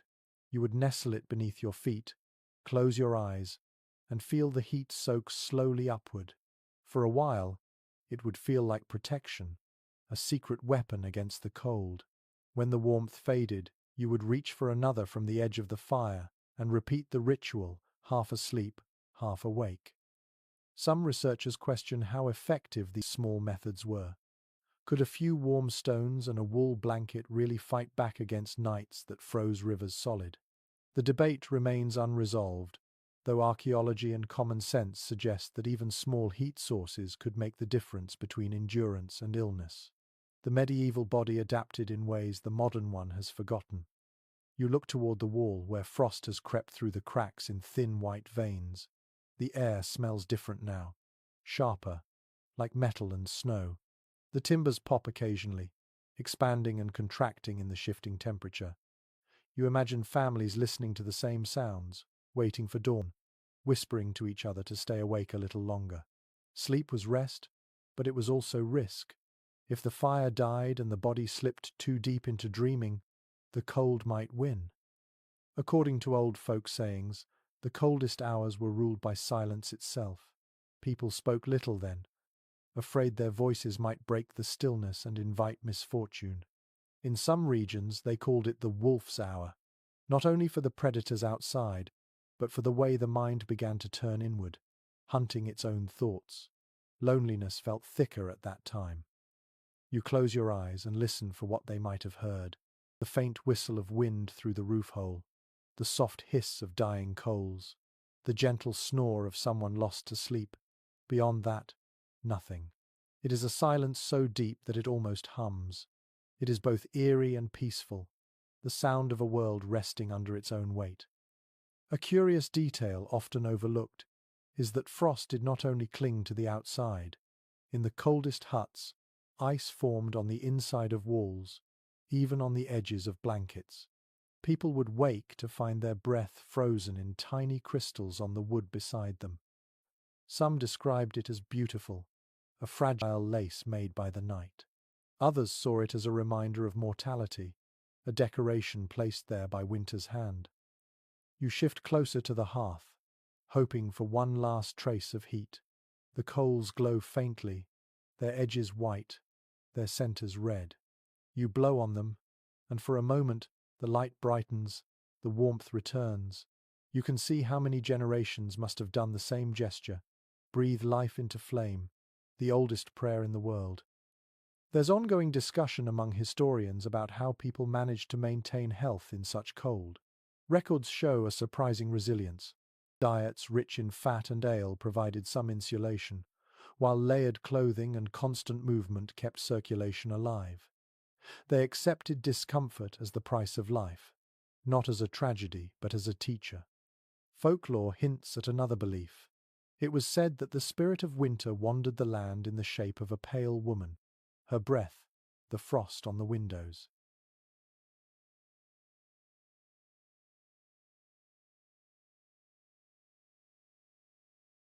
If she entered your home, she left patterns of ice on the walls as her mark.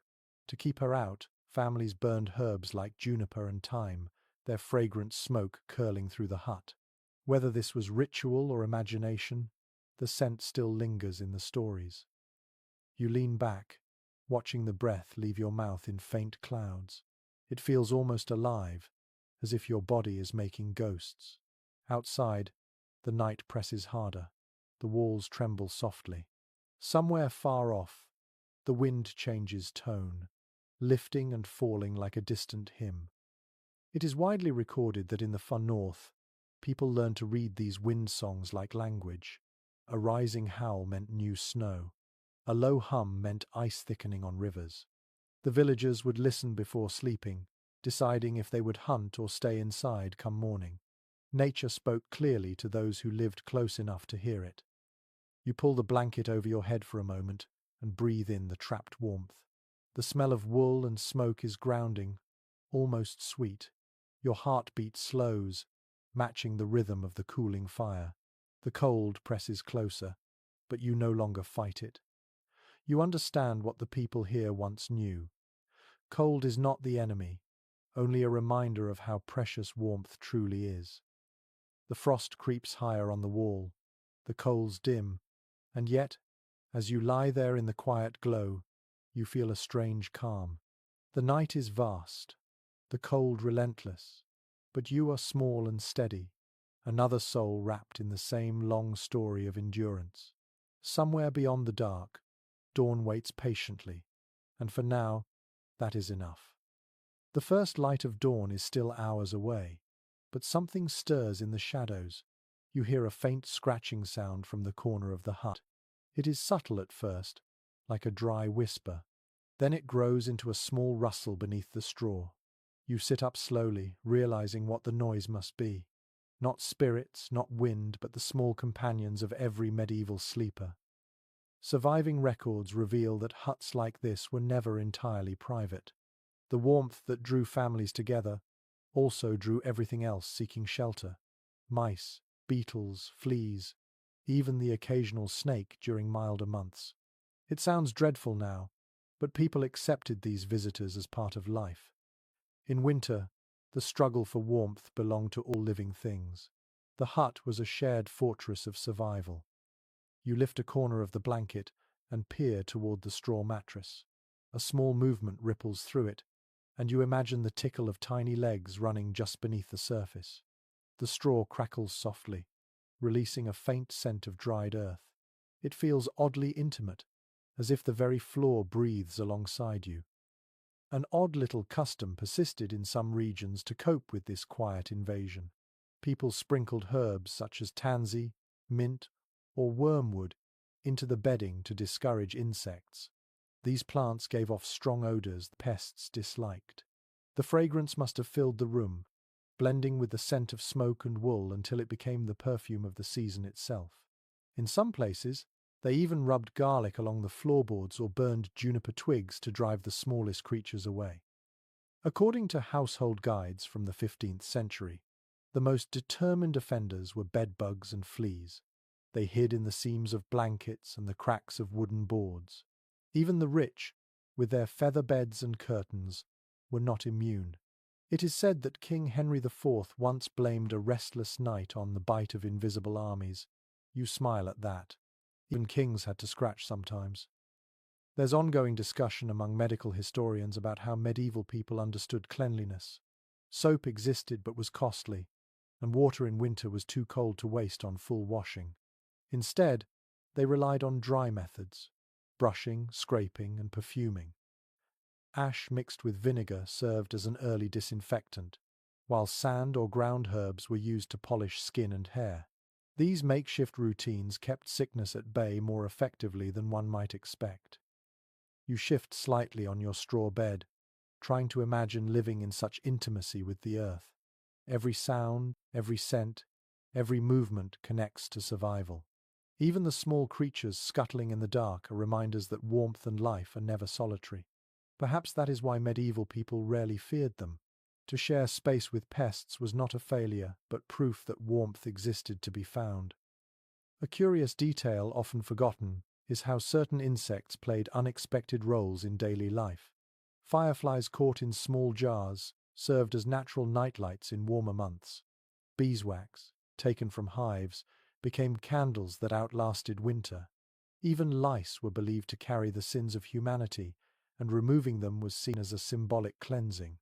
It is strange, and yet it fits the worldview of an age that found meaning in every living thing. You lie back again, wrapping the blanket tighter. The scratching has stopped. Perhaps the tiny guests have settled or fled the heat of the fire. The air feels heavy with sleep again, thick and still. You breathe in, smelling straw, smoke, and a faint hint of mint that someone long ago might have sprinkled here. Folklore hints at another odd belief, that restless spirits disguised themselves as mice or insects to test a household's kindness. If you killed them cruelly, misfortune would follow. If you gently brushed them outside, blessings would return with the morning. Whether anyone truly believed it, or simply found comfort in the story, it added a strange tenderness to the act of enduring discomfort. It is widely recorded that some families lined their bedding with linen sheets when they could afford them, to create a smoother surface between skin and straw. The fabric acted as both barrier and luxury. A clean sheet was a sign of pride and good order, a rare comfort saved for feast days or guests. Even a single piece of soft cloth could transform a hard winter bed into something almost civilized. You reach down and feel the rough straw under your fingertips. Its texture scratches but also grounds you. The more you touch it, the less unpleasant it feels. There is a rhythm to it, the same rhythm that runs through everything here. Endure, adapt, rest. The hut creaks again as wind brushes its sides. You think of how many centuries passed with the same sounds, the same rustles, the same persistence. Some researchers question whether medieval people truly slept deeply in such conditions. With insects, noise, and cold, uninterrupted rest must have been rare.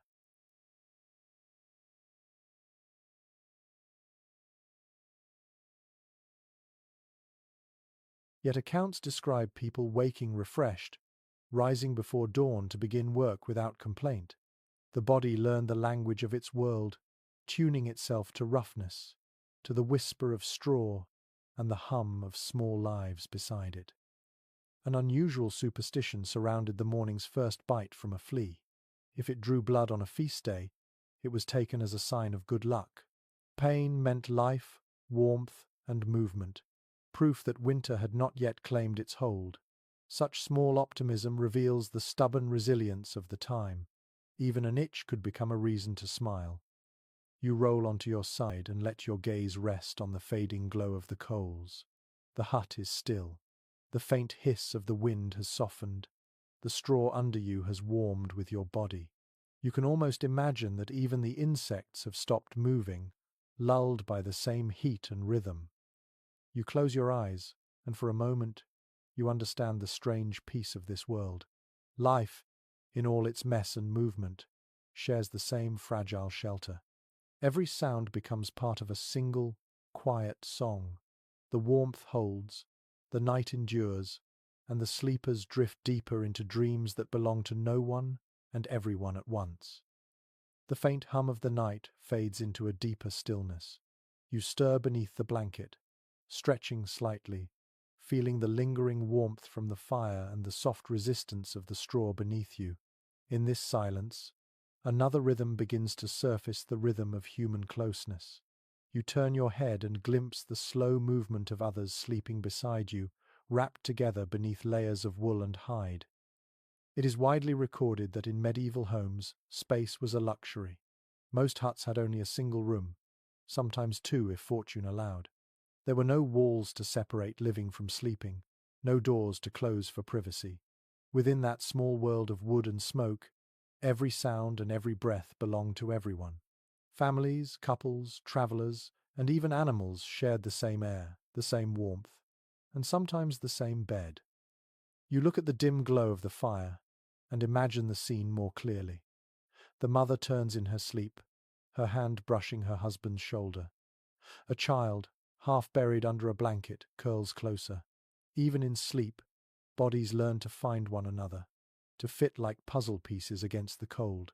Intimacy was not a choice, it was survival. A curious detail often forgotten is how this closeness shaped relationships. In a world where privacy barely existed, tenderness found small ways to express itself: an exchanged glance, a shared cup, a whispered story after dark. For many couples, the quiet hours before dawn were the only time they could speak softly without interruption. Love, like warmth, was maintained through patience and rhythm. Some researchers question whether affection in these small huts was more practical than passionate.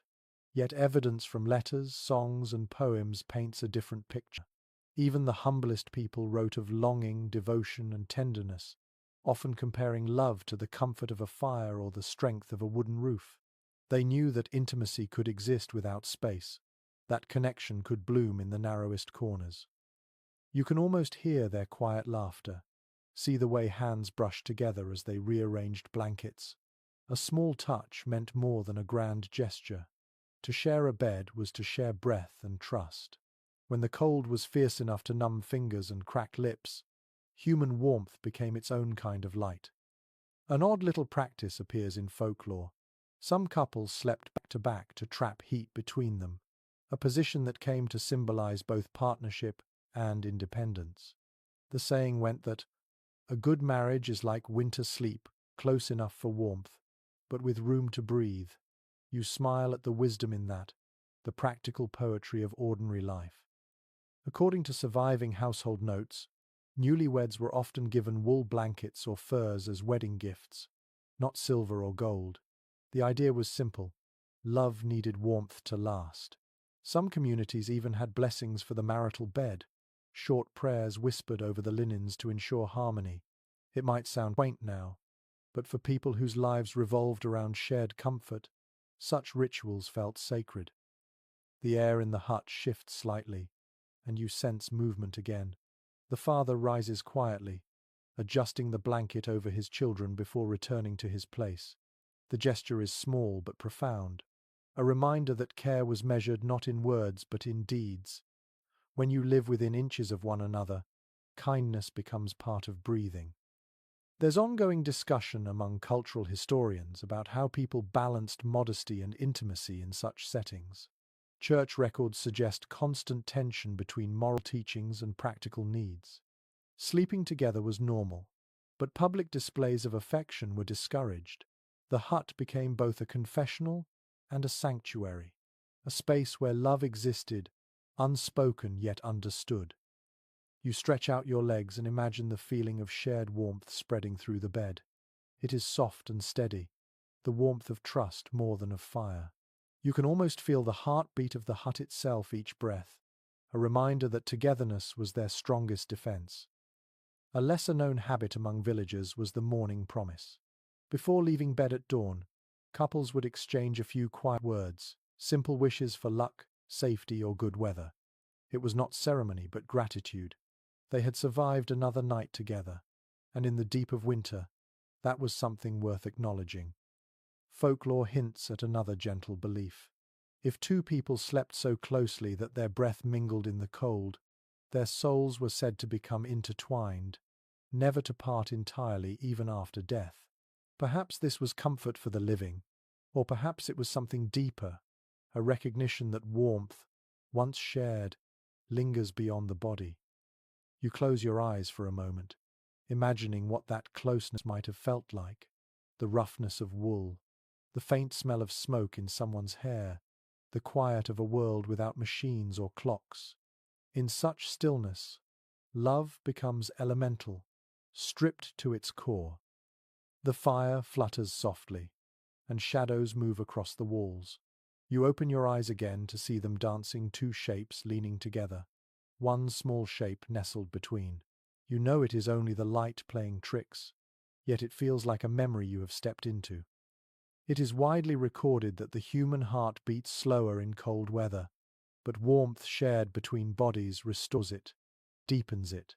You think of that rhythm now, of how countless generations found rest not in solitude but in togetherness. The hut may be small, the night may be long, but within it beats something vast and enduring.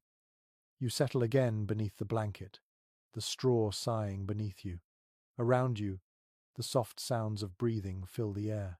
The warmth presses close, the darkness folds in, and for a little while, everything feels complete. The night outside grows pale, though the sun has not yet risen. A faint silver light slips through the small window, mingling with the last glow of the coals.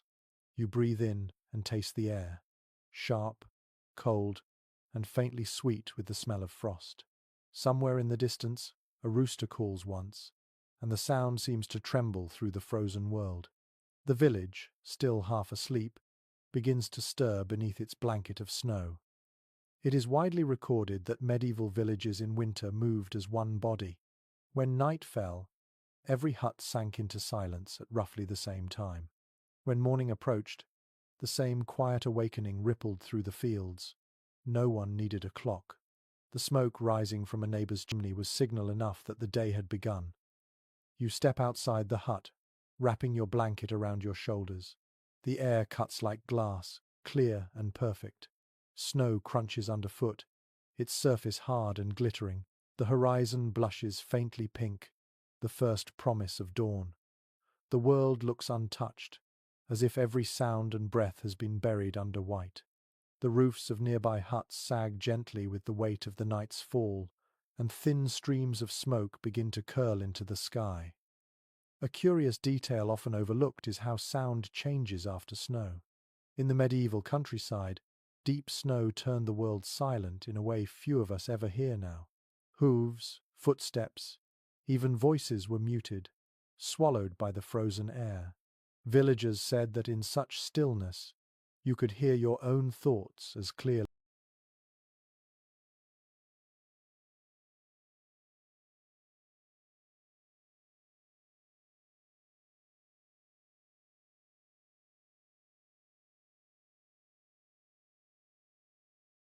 as a bell. It was a kind of quiet that felt sacred. You look back at the hut. The door stands slightly ajar, releasing a faint wisp of warm smoke. Inside, the family still sleeps, gathered together like embers waiting to be stirred. For a moment, you simply watch, understanding how fragile and beautiful that small shelter is. Surviving through the winter was not a guarantee. Every hut that still smoked at dawn was a small victory. According to parish writings from the 13th century, entire communities measured their well-being by the color of their morning smoke. A pale grey meant the fire was strong and the family safe. No smoke meant trouble or loss. Neighbors would walk from house to house, checking chimneys before tending to their own chores. Solidarity was not a virtue to preach, but a necessity to live. You walk further into the snow. The cold bites through the soles of your feet, even through thick wool. The village road is nothing more than two shallow trenches carved by cartwheels now filled with ice. To your left, you see a small cluster of trees bending under frost.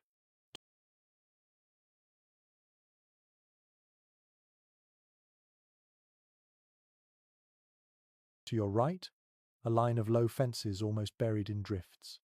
Each hut looks nearly identical, small mounds of thatch and wood crouching together for warmth. An odd little custom appeared during these frozen mornings. Before beginning their chores, villagers would listen to the air to decide whether to speak. If the cold was too deep, breath hung thick, and speech came out like fog, and they believed that wasting words in such air could steal strength from the body. So people worked silently until the sun cleared the frost, moving through the dawn as if inside a dream.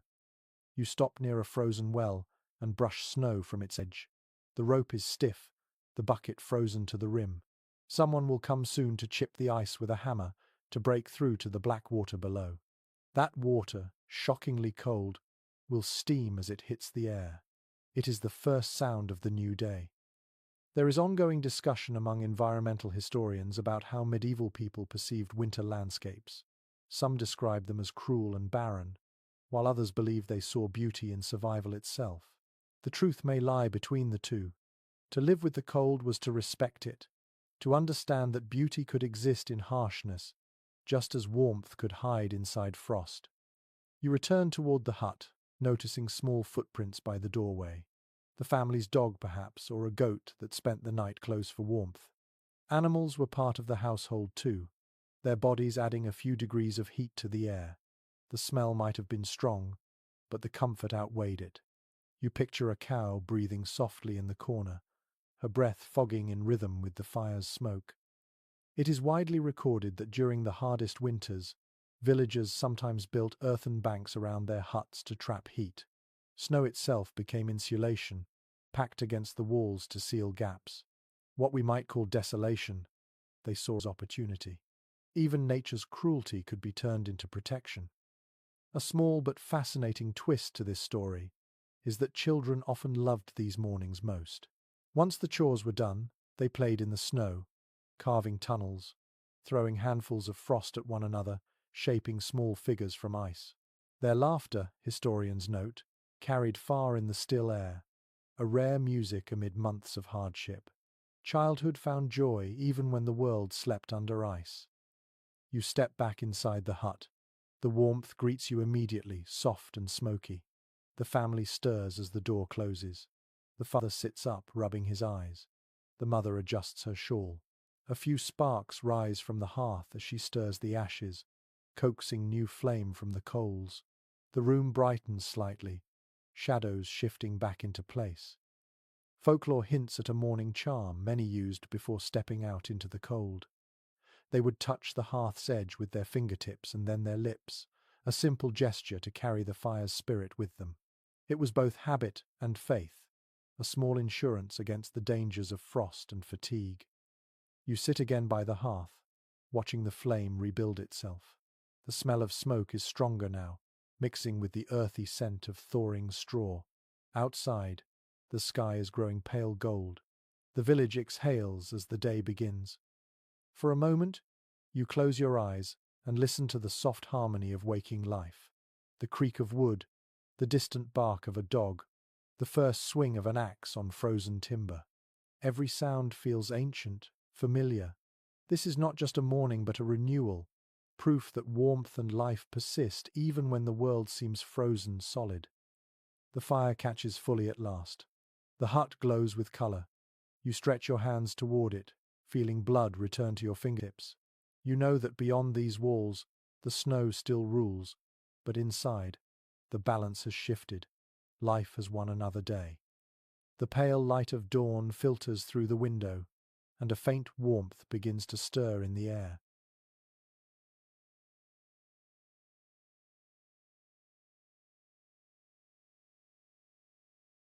The fire has been fed again, and its flames stretch upward, reclaiming their hold on the cold.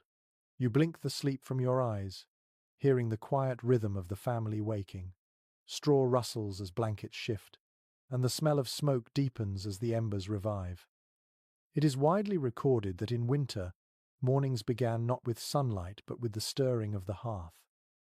The first task of the day was always the same: to coax new life from the ashes. Fire-making was an art of patience. A few glowing coals buried overnight would be uncovered, fanned, and fed with dry twigs. Sparks caught slowly, smoke thickened, and then the room bloomed once again with gold. You watch as the mother kneels by the fire, her movements practiced and calm. She blows gently into the coals, her breath steady, her face glowing in the rising light. The father stands behind her, shaking loose bits of frost from his cloak. Their children huddle together, still half asleep, wrapped in the same blanket that had guarded them through the night. The scene feels ordinary, yet holy in its rhythm. A curious detail often overlooked is that medieval families used ashes not only to keep fires alive but to clean and preserve. Ash, mixed with water, created a mild lye solution for washing utensils, hands, even hair. In the winter, when water froze and soap was scarce, ash was their quiet ally. What looked like waste was in truth a tool of survival. You look into the hearth and see grey powder surrounding the new flame. The smell is earthy and faintly metallic. When stirred, the ashes reveal tiny sparks buried deep within, small reminders that warmth never truly dies, it only hides. You think of how many generations learned that same lesson by the light of the fire. According to local accounts written centuries later, morning chores began in the dim half-light. Men carried buckets to the frozen well, the sound of clanking iron echoing through the village. Women tended animals or kneaded dough, their hands moving rhythmically while the air still held the chill of night. The first hours of daylight were quiet but purposeful, shaped by hunger and habit. You hear the father outside now, scraping the snow from the roof. Each scrape sends a soft cascade of frost falling to the ground. Inside, the mother stirs a pot hung above the fire. The smell of porridge slowly fills the room, simple and comforting. Barley, oats, or whatever grain could be spared was boiled with water or milk, thickened, and served with a bit of honey when fortune allowed. An odd little custom existed in some villages where the first spoonful of food was set aside for the household spirit, a being of the hearth that protected the home. The portion would be dropped into the fire or left in a small bowl nearby. It might sound like superstition, but for those who lived through winters on little more than faith, such gestures kept hope alive. You take a deep breath, and the steam from the pot warms your face. The aroma of cooked grain mixes with the scent of smoke, creating a fragrance that feels ancient and grounding. The youngest child sits up and rubs her eyes. She smiles sleepily, her hair tangled and glinting in the light. Her mother hands her a wooden cup filled with the thick, warm porridge. The child blows on it before tasting, a small puff of steam drifting up like a blessing. There is ongoing discussion among social historians about how daily rhythms shaped resilience in medieval life. Some argue that the repetition of chores created comfort, a structure that gave meaning to hardship. Others suggest it bred fatigue and dullness. Yet as you watch this scene unfold, it seems clear that routine was their quiet salvation. To know what came next meant survival. The father returns, stamping the snow from his boots. He kneels by the fire, accepting his bowl with a tired nod. Steam rises in slow ribbons, catching the morning light. For a moment, no one speaks. The hut is filled only with the sound of spoons scraping against wooden bowls and the low crackle of burning wood. The silence feels peaceful, earned. A lesser-known detail about these early hours is that people often said a short prayer not only for their own day but for the fire itself.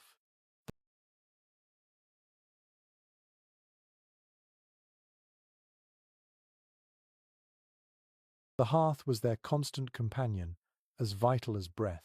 To bless it was to bless the home. Let the flame live, they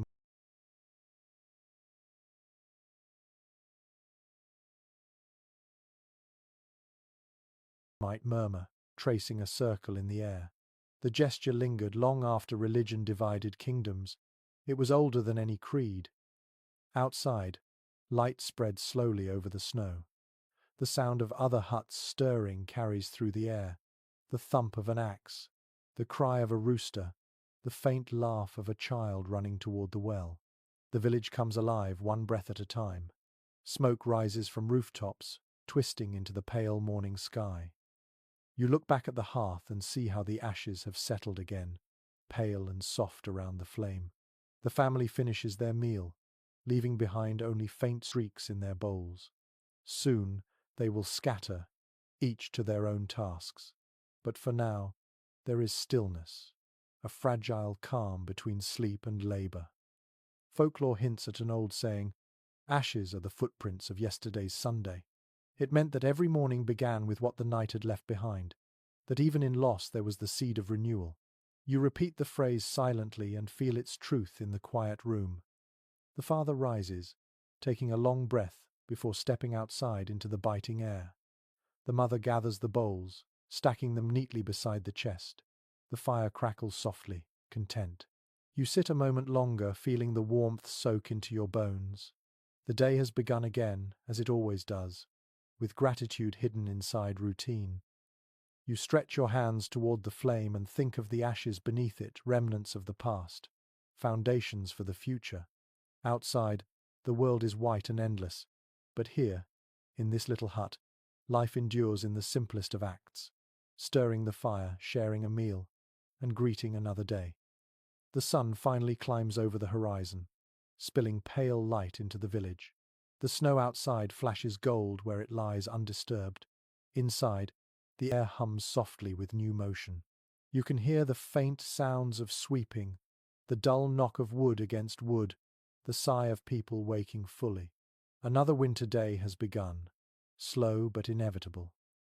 It is widely recorded that the long medieval winters shaped the calendar of faith and labor. Every task, every celebration, even every hour of rest was guided by holy days. Religion gave rhythm to hardship. As daylight faded, festivals, prayers, and fasting filled the months with meaning, keeping despair at bay when the earth slept. You glance toward the corner of the hut, where a small wooden cross hangs from a peg. The light from the fire touches it, casting a long shadow across the wall. The mother kneels briefly before it, her lips moving in a quiet prayer. Her children mimic her, half serious, half sleepy, crossing themselves as she rises. The gesture feels instinctive, like tending the fire or drawing breath. According to parish records, winter was the most devotional season. People had fewer hours of daylight to work, and so they turned inward. Priests travelled between villages, performing blessings over homes and barns. Holy water sprinkled on doorways mixed with frost, sealing both faith and ice together. In this world, survival was always part miracle. An unusual superstition thrived in these months, that evil spirits grew stronger in the long dark and that holy days could hold them back. Villagers believed that the ringing of church bells during Advent or Candlemas could shatter the cold's grip on their souls. Bells echoed across frozen fields, each toll carrying warmth that no fire could give. You imagine that sound, deep and slow, rolling over the snow like a promise. A curious detail often overlooked is how these religious observances intertwined with practical life. Feast days were not only for prayer but for rest, for mending, for the small joys of company. Food was shared, fires were stoked higher, songs were sung. Even fasting, which seems austere to modern eyes, had a quiet logic. It conserved dwindling supplies while framing restraint as virtue. In hardship, faith became wisdom disguised as ritual. There's ongoing discussion among historians about whether devotion was born from fear or gratitude. Some argue that the church filled the silence of winter with structure, a shield against despair. Others believe faith was simply the natural language of endurance, a way for people to say, "We are still here." Both explanations feel true when you sit inside a hut like this, feeling the weight of the cold beyond the walls. The father returns from outside, shaking snow from his boots. He carries a handful of twigs for the fire and a small loaf of bread. The smell of fresh smoke fills the room again. The family gathers for a short morning prayer before eating. They close their eyes, heads bowed, and murmur together, their breath rising in little clouds. The sound is soft but full, like the hum of a hive. Folklore hints at another winter practice. On certain holy nights, people believed that animals could speak at midnight, thanking their masters for care. No one dared listen too closely, fearing they might hear a prediction they could not bear. So, they left their livestock, small gifts, salt, hay, or bread, then returned inside, content to let mystery remain mystery. It was faith wrapped in tenderness, proof that even superstition could carry love. You take a sip of the warm drink the mother offers, perhaps watered ale or broth, and feel its heat settle in your chest. Around you, the family begins to prepare for the day's tasks. The father mends a broken strap. The children gather straw from the floor. The mother folds the bedding neatly by the wall. Everything happens with a rhythm that feels older than language. It is widely recorded that medieval winters were filled not only with labour but with small moments of celebration. Candlemas, St. Brigid's Day, and the feast of St. Nicholas all brightened the calendar. People decorated their hearths with evergreen branches, symbols of endurance and eternal life. The greenery stayed until it dried and dropped needles on the floor, a gentle reminder that even faith fades and returns in cycles. An odd little custom survived in certain parts of England and Scandinavia. On particularly long nights, villagers placed a candle in the window to guide wandering souls back to warmth. The candle burned low through the night, a fragile beacon in endless darkness. Travellers who saw its glow might stop for a meal or rest, trusting that kindness still lived behind the wooden walls. The act blurred the line between charity and prayer, between neighbour and stranger. You sit quietly and let the warmth of these rituals seep into you. Firelight flickers over faces, softening them, turning the ordinary into the sacred. You begin to understand how belief was not just a system but a feeling, as real as hunger, as necessary as warmth. Some researchers question whether the strict calendar of feasts and fasts truly brought comfort to everyone. Peasants often worked through holy days, driven by survival, while the wealthy celebrated lavishly. Yet even so, the idea of shared sacred time united the community. When one bell rang, all stopped together. The rhythm of faith gave everyone the same heartbeat. The morning grows brighter. A sliver of sunlight touches the cross on the wall, and for a brief moment it gleams as though alive.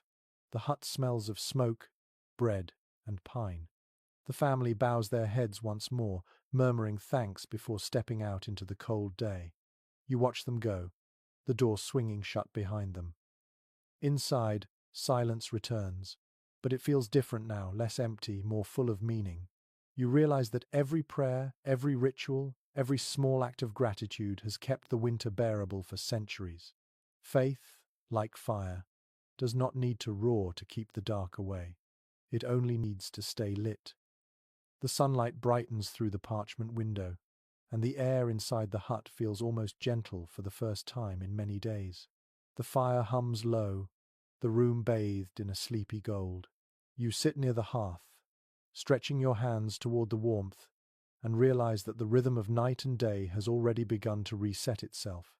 It feels natural, steady, like a breath that never ends. It is widely recorded that medieval people divided their sleep in ways that seem strange now but made perfect sense then. The long winter nights were too lengthy for a single stretch of rest. People would sleep in two intervals, the first beginning soon after dark and lasting until midnight, the second following a quiet period of wakefulness before dawn. Between the two, life moved gently in that half-lit pause. You picture the family in this hut, how they must have lived inside that rhythm without thinking. The first sleep came easily after the day's labour.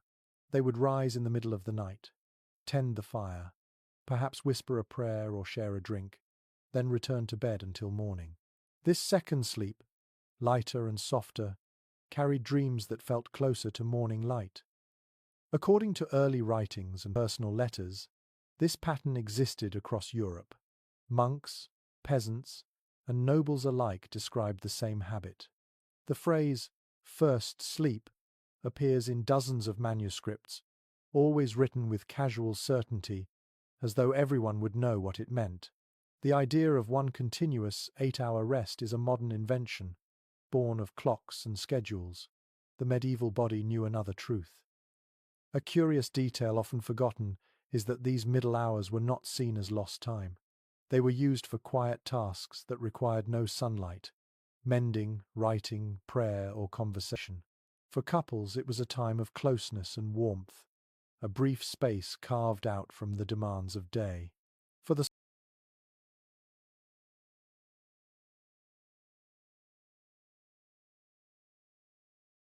solitary, it was the hour of thought, when dreams still clung to the mind and imagination wandered freely. There is ongoing discussion among sleep historians about whether this segmented rhythm was healthier than our modern one. Some suggest that natural darkness and silence allowed the body to rest more deeply. Others think the interruptions led to fatigue. Yet the pattern endured for centuries, which suggests it worked well enough. The human body, after all, adapts to the rhythm of the world around it. You shift slightly and feel the straw beneath you creak. It is easy to imagine how the hut itself would guide such a cycle. The fire faded after a few hours, the chill returned, and waking became inevitable. The need to tend the embers shaped the night. In a way, even sleep depended on teamwork. One person rising to stir the coals while others dozed, each taking turns to keep the warmth alive. An odd little superstition accompanied this habit.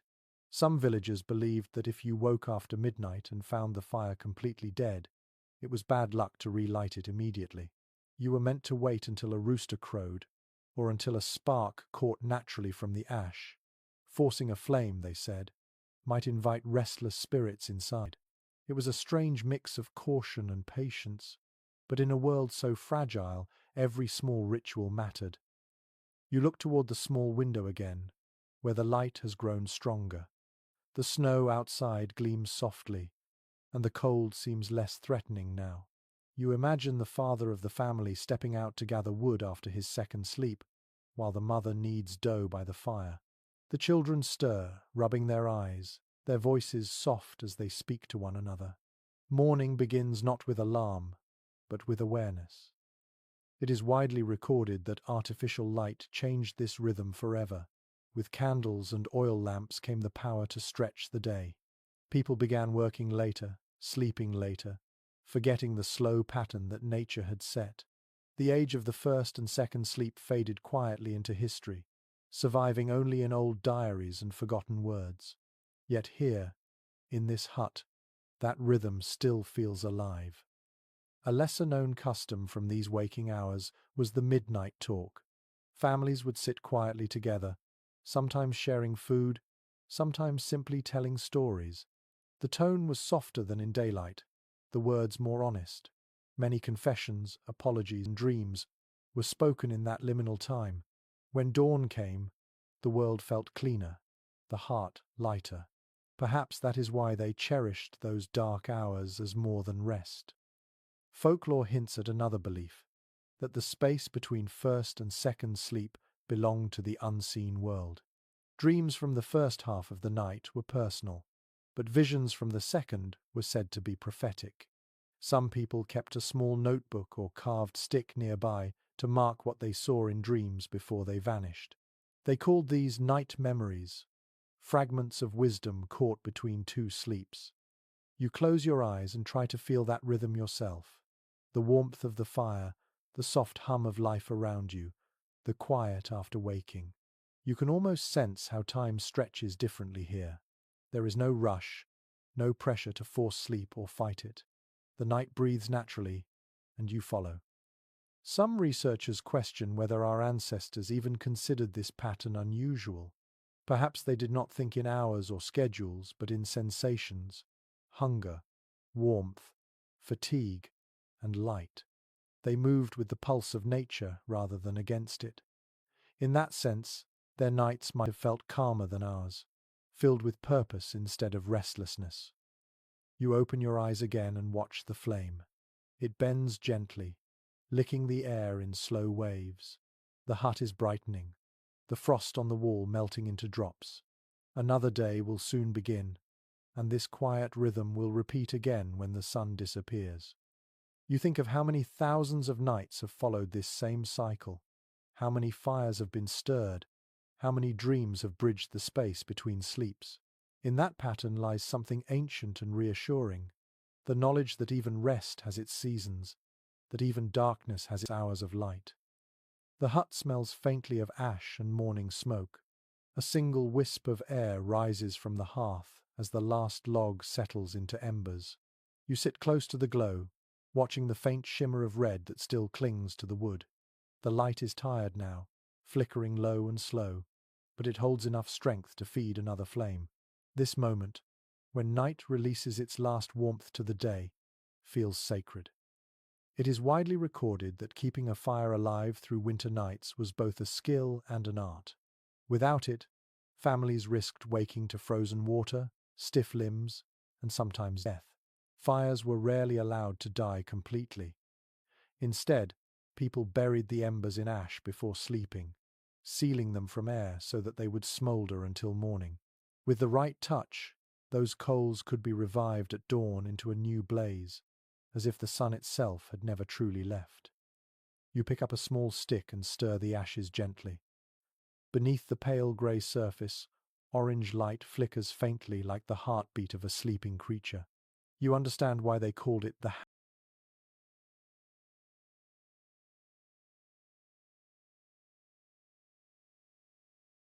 house's soul. Losing that glow meant more than losing heat. It meant breaking a thread of continuity. The flame that burned today was the same one that had burned yesterday, maybe even the same that had burned all season. A curious detail often forgotten is how many small inventions were born from the effort to preserve this continuity. In some villages, people used peat bricks or dried turf to keep fires smouldering longer. In others, they packed embers into clay pots with air holes, carrying them from home to help neighbors relight their hearths. The gift of fire was both practical and symbolic, a quiet sign of friendship stronger than words. According to local records, peat was treasured for its steady burn. It gave off less smoke than wood and lasted through the night. Families who lived near boglands guarded their peat stores as fiercely as gold. The smell of it, sweet and heavy, was the scent of safety itself. You can almost imagine the hut filled with that dark fragrance, comforting and earthy, mingling with the smell of wool and smoke. An odd little custom existed among some farmers who believed that the fire had to be thanked before sleep. Each night, before covering the coals, someone would whisper a short phrase of gratitude: rest, flame, and wake again. The words sound simple, but they carried deep reverence. In a world without guarantees, the fire was the one companion that answered when called. There is ongoing discussion among historians about how early chimneys changed domestic life. Before them, smoke simply gathered and drifted out through the roof hole, blackening the timbers but warming the air. With chimneys came cleaner breathing, but also a subtle loss of intimacy. The hearth had been central, shared by all. The chimney pulled its warmth upward and away. Progress, even then, had its trade-offs. You glance upward at the roof, where black soot lines the beams like an artist's brush. Each mark tells of 1,000 fires, 1,000 nights of breath and warmth. The air smells faintly metallic, and when you look closely, you can see how the soot has preserved the wood beneath, keeping it strong through decades of flame. The hut is a memory written in smoke. It is widely recorded that women often tended the hearth, keeping it alive while men worked outside. To them, the fire was both duty and companion. Songs survive in scattered verses, sung softly while stirring the coals. The melodies are simple, the words repetitive, built to calm the mind, as the flames were coaxed to life. You imagine that soft singing now, low and steady, part lullaby, part prayer. Some researchers question how much time was devoted to maintaining the fire, given how much fuel had to be conserved. Gathering wood or peat was hard labor, often done miles from home. Every log was accounted for, every spark respected. To waste fuel was to court hunger. Yet people found balance, learning to read the fire's language, the hiss that warned of damp wood, the crackle that signaled it was alive and well. Folklore hints at another belief, that a well-kept hearth protected not only the body but the spirit. If your fire burned evenly and without smoke, it meant your household was at peace.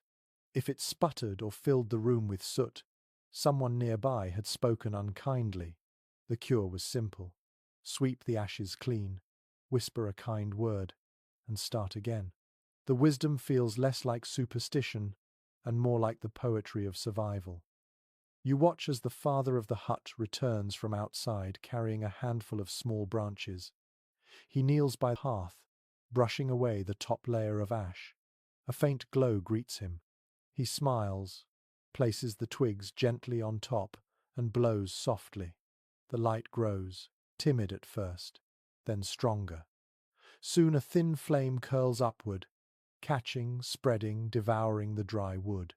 The family exhales together as the room fills once more with warmth. A lesser-known tradition described in Northern chronicles involved carrying a glowing ember from the hearth to bless the livestock each morning.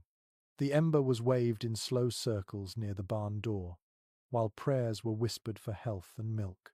Fire was not only warmth but power, the living boundary between safety and the cold unknown. You sit back and study the fire again. Its glow deepens, steady now, filling the space with gentle light. You feel how fragile yet eternal it is, how it mirrors the heartbeat of life itself. In a single night it can be smothered or renewed. Its survival depends entirely on care. You think of how easy it is, in modern life, to forget such dependence. Yet here, surrounded by the scent of smoke and the sound of the flames' quiet breathing, you understand that every comfort you have known began with this simple ritual, tending the fire, watching it live, whispering to it not to die. The father stands and brushes his hands clean. The mother stirs a pot above the flames. Outside, sunlight touches the snow, turning it to a field of diamonds. Inside, the hut glows gold again, a tiny world kept alive by a flicker. You close your eyes, feeling its warmth reach you, ancient and patient. The day has begun, but the story of the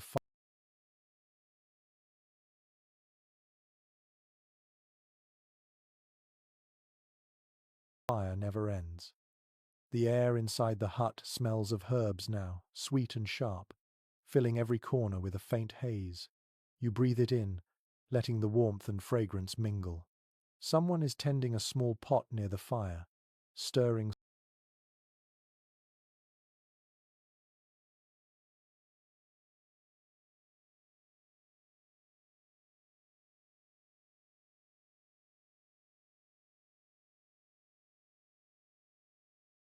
slowly, and the steam that rises curls like ghostly ribbons. This is not food but medicine, the kind that keeps the cold from sinking too deep into the bones. It is widely recorded that medieval families relied on herbs and home remedies through the long winter months. Doctors were far away, and coin was scarce, so the household became its own apothecary. Dried bundles of sage, thyme, and rosemary hung from the rafters like trophies from summer's generosity. Each leaf carried both scent and promise, a fragment of warmth preserved for when it was needed most. You watch as the mother crushes something between her fingers and drops it into the pot. The smell shifts to something earthy and resinous. This was how healing looked before white rooms and glass bottles. The wisdom came from the ground itself.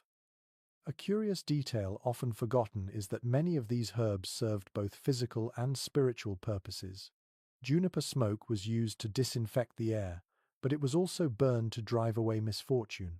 Garlic kept infection from festering, and so people claimed, frightened off the unseen. Whether one believed in spirits or simply in scent, it hardly mattered. Every breath of that fragrant air felt protective.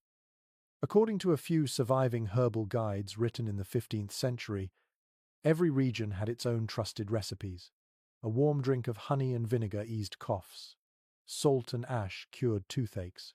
A poultice of onion or mustard was pressed against the chest to open lungs frozen by cold air. These remedies sound simple, Yet they kept generations alive when winter punished both body and mind. An odd little custom lingered in the northern villages.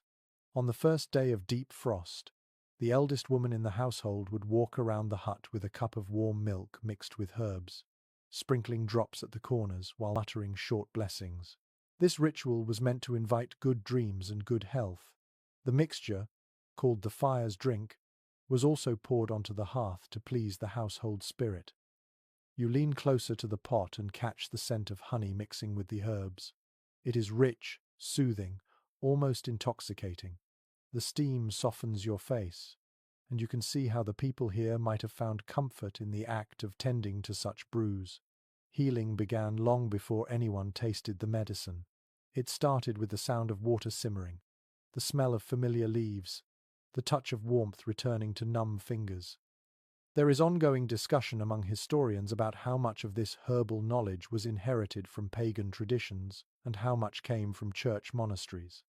Monks kept careful gardens and recorded recipes, but many remedies were older than any written word, passed from mother to daughter, whispered beside the fire rather than taught in halls of learning. Perhaps that blend of sacred and practical was what made it endure.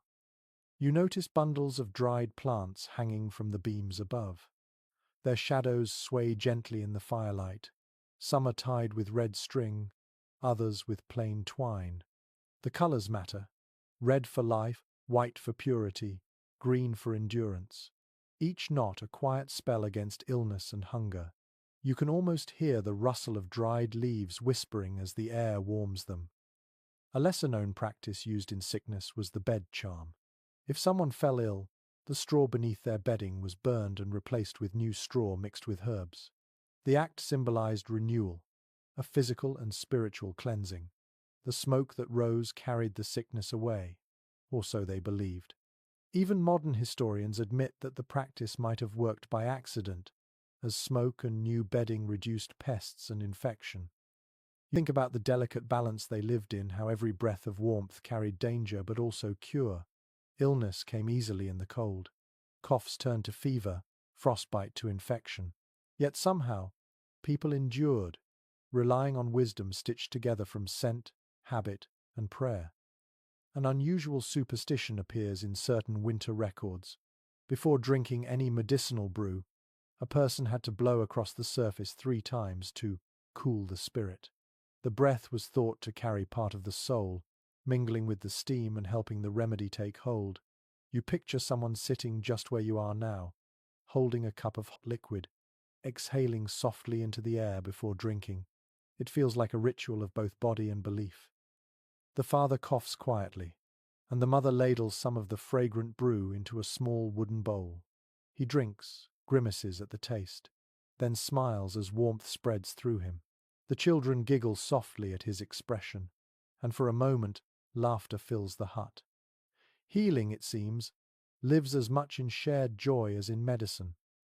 It is widely recorded that honey was one of the most valued ingredients of the age. It sweetened medicine, healed wounds, and preserved fruit through winter. Its golden glow mirrored the fires, another reminder of summer caught and stored for darker months.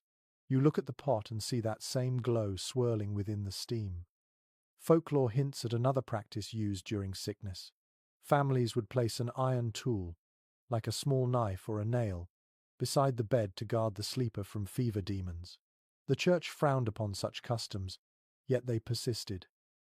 In their quiet way, these small gestures gave people the sense that something unseen was watching over them.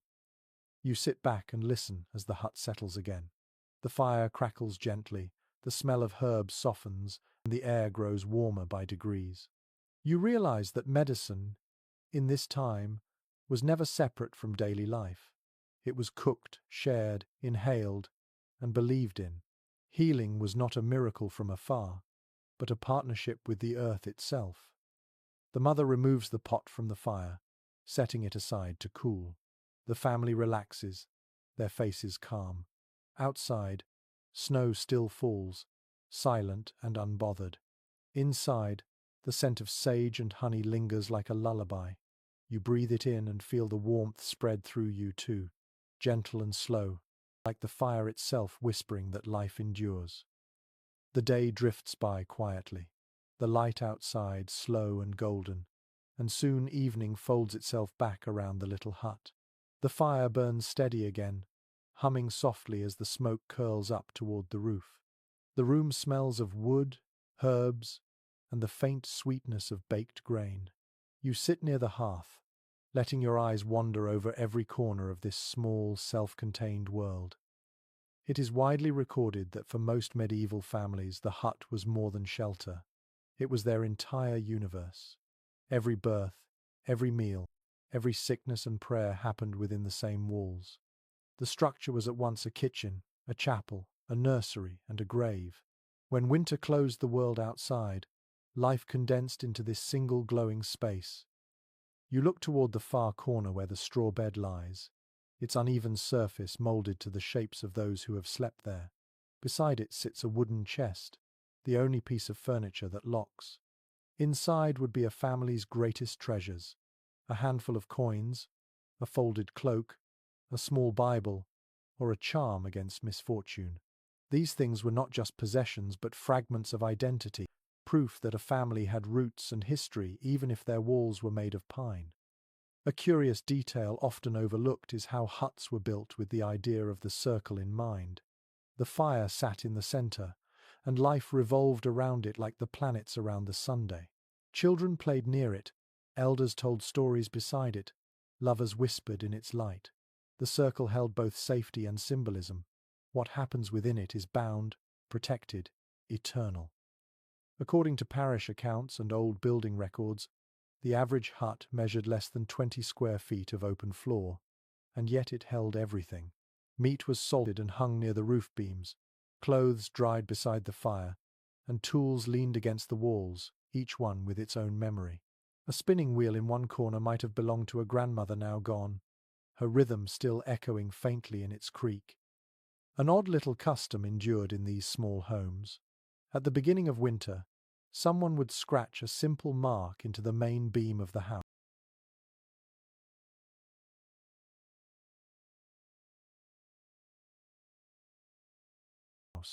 often a cross or a circle. It was called the house's breath, a blessing meant to remind the spirit of the hut to stay awake and watchful. Each year, a new mark was carved beside the old one, building a quiet history into the wood itself. You run your hand over the nearest wall and feel the grooves in the timber. The wood is smooth from age and smoke, but beneath the soot lies texture lines carved by years of weather and by the same hands that built it. It is easy to imagine the family feeling the same grain each day, tracing their fingers along it as though greeting an old friend. There is ongoing discussion among cultural historians about how people understood home in this era. Some say it was purely practical, a place of labor and shelter. Others believe it carried spiritual weight, almost like a living presence. The truth is probably both. When a single room held the entire rhythm of life, it could not help but feel sacred. A lesser-known practice recorded in certain northern parishes involved speaking to the house. Before leaving for long journeys, a traveller would tap the doorway 3 times and murmur a short farewell. On return, the same gesture would be made in greeting. The habit may sound superstitious,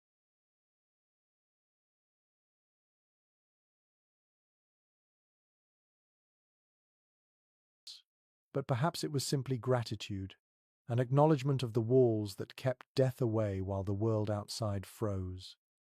You turn back toward the hearth. The fire glows softly now, its reflection dancing across the curved pot that hangs above it. The mother hums as she works, her voice low and soothing. The children sit nearby, threading bits of straw into small dolls, their laughter blending with the pop of burning wood. Every detail feels contained, complete. It is widely recorded that medieval homes blurred the line between sacred and mundane. The same space that held laughter also held mourning. The same corner that cradled a newborn would one day hold a coffin. Yet this closeness gave life a clarity that modern distance often hides. Joy and grief shared the same air, and in that union, both felt honest. An unusual superstition from southern Europe suggested that the spirit of the house could be offended by shouting or harsh words. Quarrels were thought to weaken the timber, letting drafts and misfortunes slip inside. So, many households observed a kind of unspoken peace in the evening. Disagreements waited for morning when the cold air could carry them away. Watch the father repair a wooden tool by the light of the fire. His movements are slow and deliberate, every sound amplified by the quiet. The hut creaks occasionally, as if responding. You begin to feel what they must have felt, that the house itself listened. It was more than walls and roof. It was witness, shelter, and companion. Folklore hints that when someone died, their family would knock on the walls 3 times to let the house know. Then they would open every window and door for an hour, giving the spirit space to depart. The ritual mixed practicality with poetry, allowing both air and grief to move freely. To live so close to the elements meant that even mourning followed the rhythm of the wind. You close your eyes for a moment and imagine that this little hut could remember everything it has seen. The laughter of children, the murmur of prayer, the trembling of storm winds above the roof. The walls might hold all of it, stored like warmth in wood grain. The fire sighs again, and the mother sets aside her work.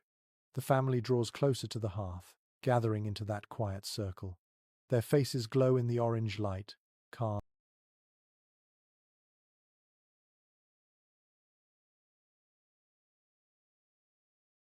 and content.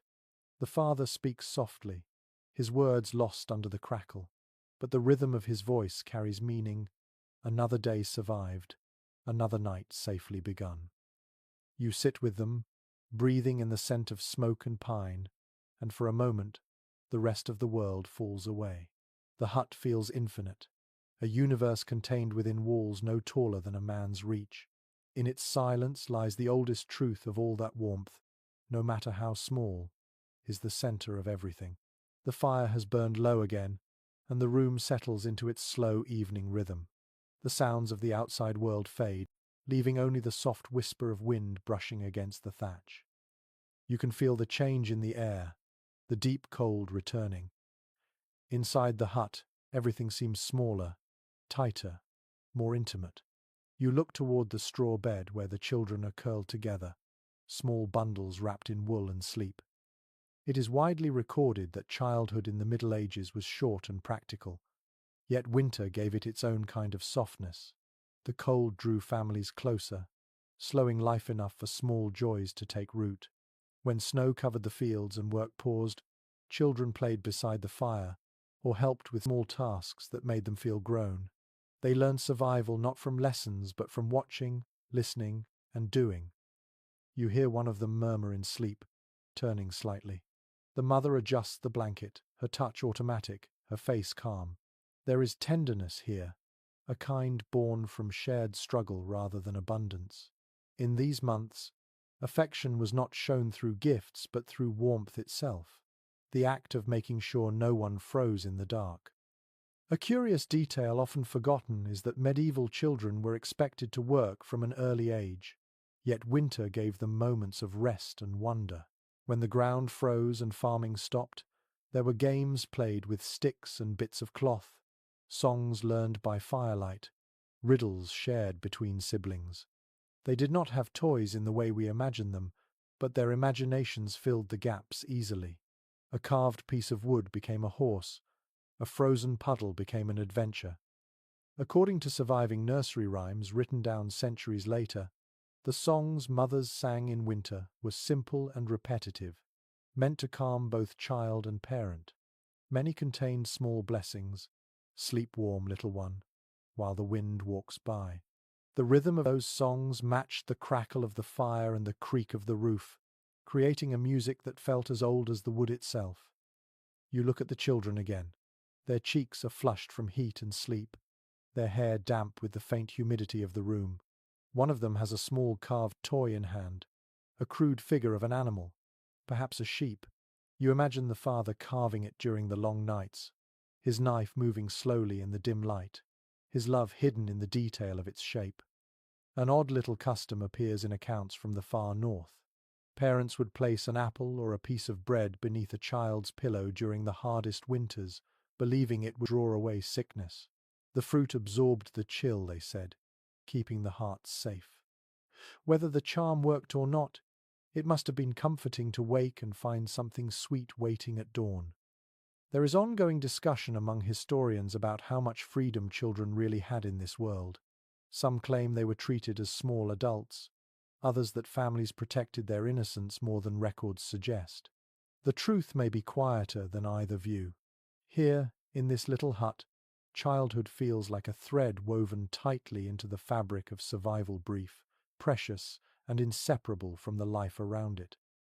It is widely recorded that in winter, families told stories to teach children both morality and courage.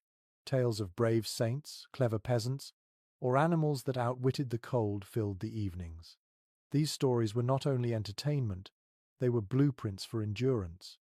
They taught that fear could be met with wit, that kindness brought luck, and that every harsh season would one day pass.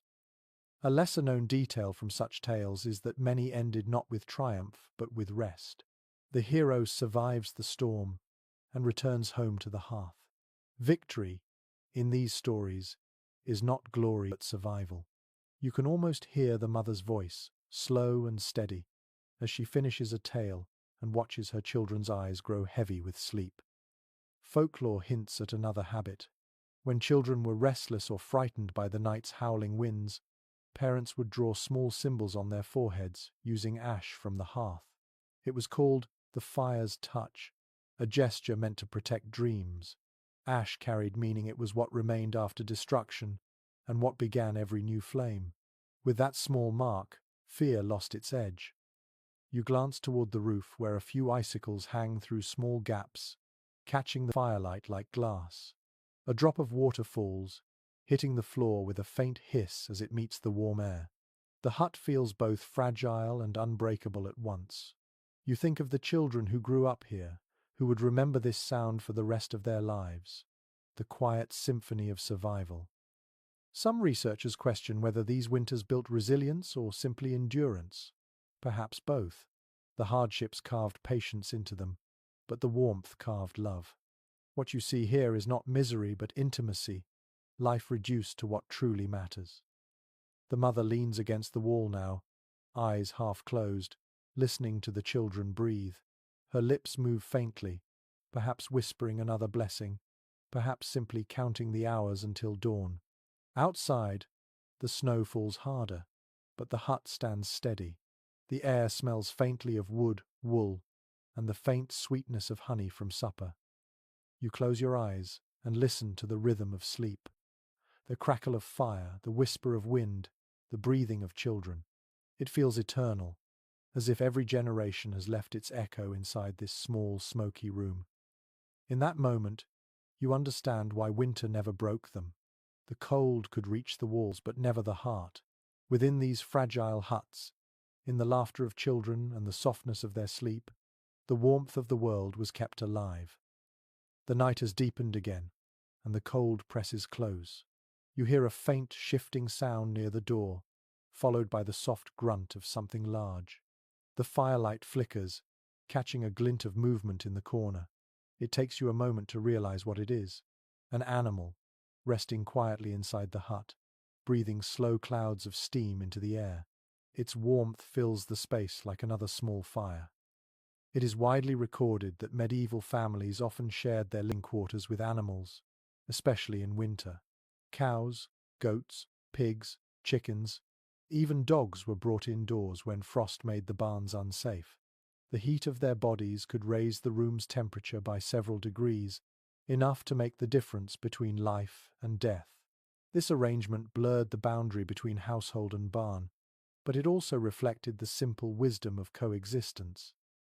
You move closer, careful not to startle the creature. It is a cow, her dark eyes glinting in the glow. She shifts her weight, the straw rustling beneath her hooves. The smell that rises is strong, earthy, yet not unpleasant. It is the smell of life itself, of breath and shelter. In this space, human and animal survival are tied together. A curious detail often forgotten is that the placement of animals inside the hut followed a pattern. Larger livestock, like cows and goats, stayed near the wall to the north, away from drafts. Smaller animals, like hens and dogs, occupied corners close to the fire. The warmth they produced helped dry the air, and their presence offered comfort during long nights. Children often fell asleep to the gentle sounds of chewing or the rhythmic clucking of hens settling down. According to monastic agricultural notes, animals were thought to share a special connection with the divine because they lived so close to creation. Their steady endurance through the seasons became a model for faith. Farmers treated them with respect that mixed practicality and affection. To tend a cow well was to tend one's own spirit. An odd little custom appears in many rural regions. Families whispered small blessings to their animals before sleeping, thanking them for their milk, their wool, or their strength. "Sleep warm," they would say, or "keep the breath of life." Some even believed that an animal that dreamed peacefully brought luck to the household. In a way, these words transformed the hut into a shared chapel of warmth and gratitude. You listen now to the low sound of the cow's breathing, steady as a lullaby. It mixes with the faint crackle of the fire and the slow breathing of the family nearby. The air is heavy but alive, thick with warmth and the scent of hay. It feels as if every creature in this room belongs to one great heartbeat, a single rhythm of endurance. There is ongoing discussion among environmental historians about how this closeness affected human health. Some argue that living with animals spread illness and parasites. Others suggest that the shared heat and companionship outweighed the risk. The truth likely depends on the strength of the fire and the care of the hands that tended it. What is certain is that this intimacy between species shaped how people saw the natural world, not as something separate, but as kin. It is widely recorded that pigs were particularly valued as winter companions. They gave off remarkable warmth and were often allowed to sleep inside until spring. Their intelligence made them curious, even affectionate, and they learned to recognize the household's rhythms. Imagine waking to the sound of a snuffling nose at your side, or a gentle grunt when the fire flared. In this world, warmth erased barriers that modern life would never tolerate. A lesser-known detail appears in folklore. Some said that animals could sense storms long before humans could. When cows shifted restlessly or hens refused to roost, people took it as a sign to mend roofs and gather extra firewood. Nature spoke through them, and people listened. In that way, the hut became an echo chamber of instincts, where human and animal awareness merged. An unusual superstition followed the dog, the quiet guardian of many homes. It was believed that if a dog refused to sleep near the hearth, a spirit had entered the room. The family would place a piece of bread in the fire to appease the unseen presence, then pat the dog's head for protection. The warmth returned, and so did peace. Such beliefs might sound fanciful, yet they gave meaning to the small mysteries of living so close to nature. You glance again at the cow in the corner. Her breath fogs the air in short bursts, and her eyes close slowly. She seems content, patient in a way humans rarely are. The straw beneath her glows faintly in the firelight, golden and soft.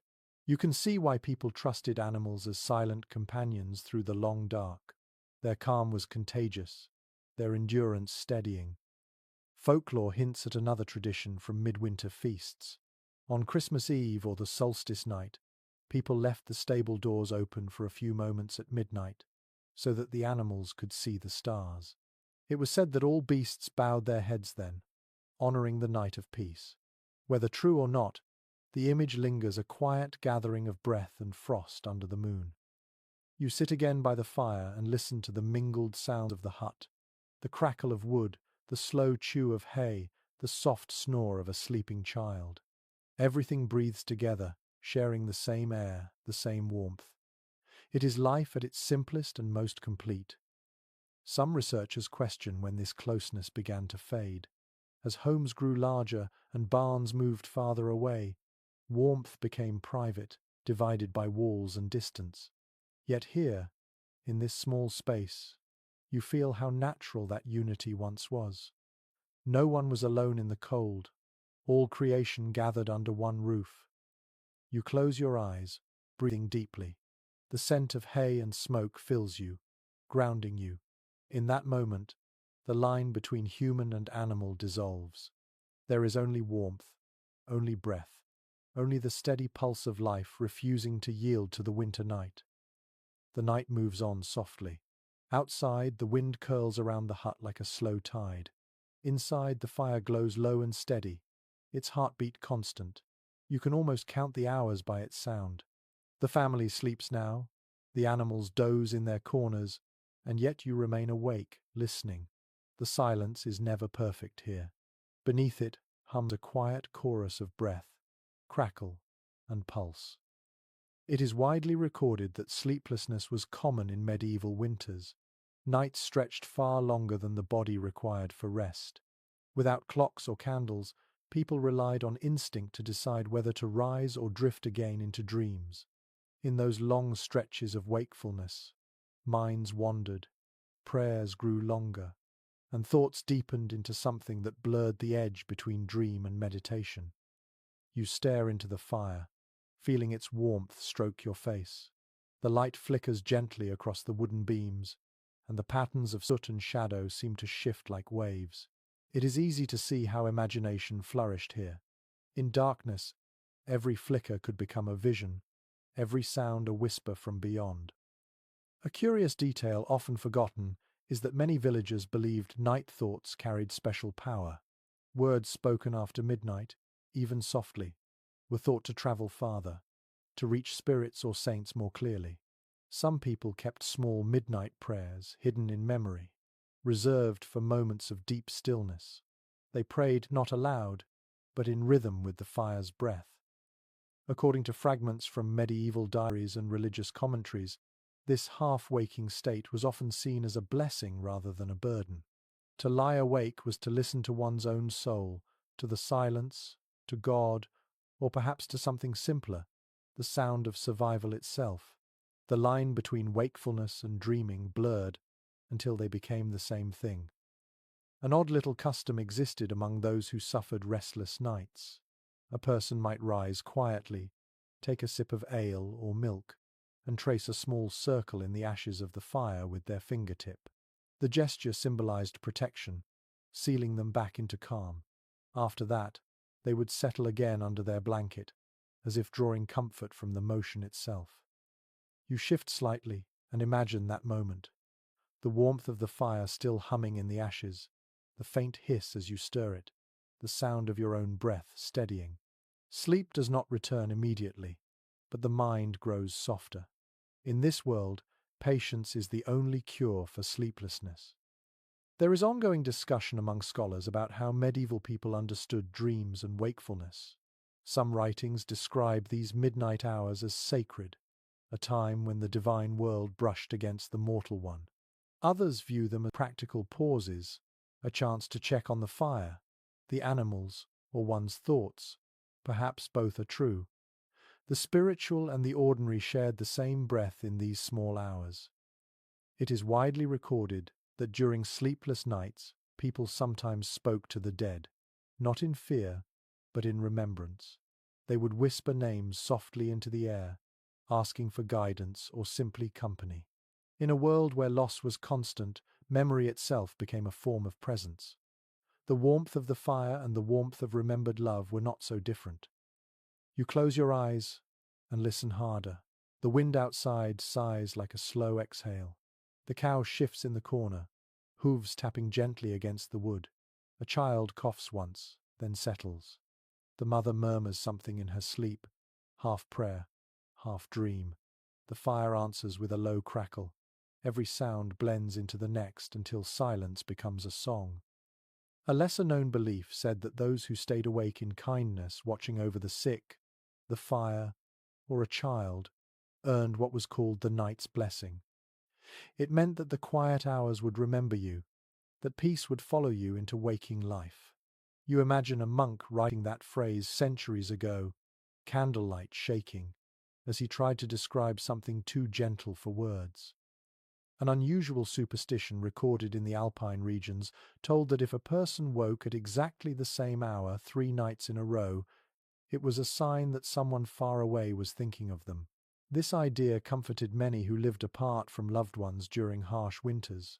Wakefulness became connection instead of loneliness, a bridge built of thought rather than touch.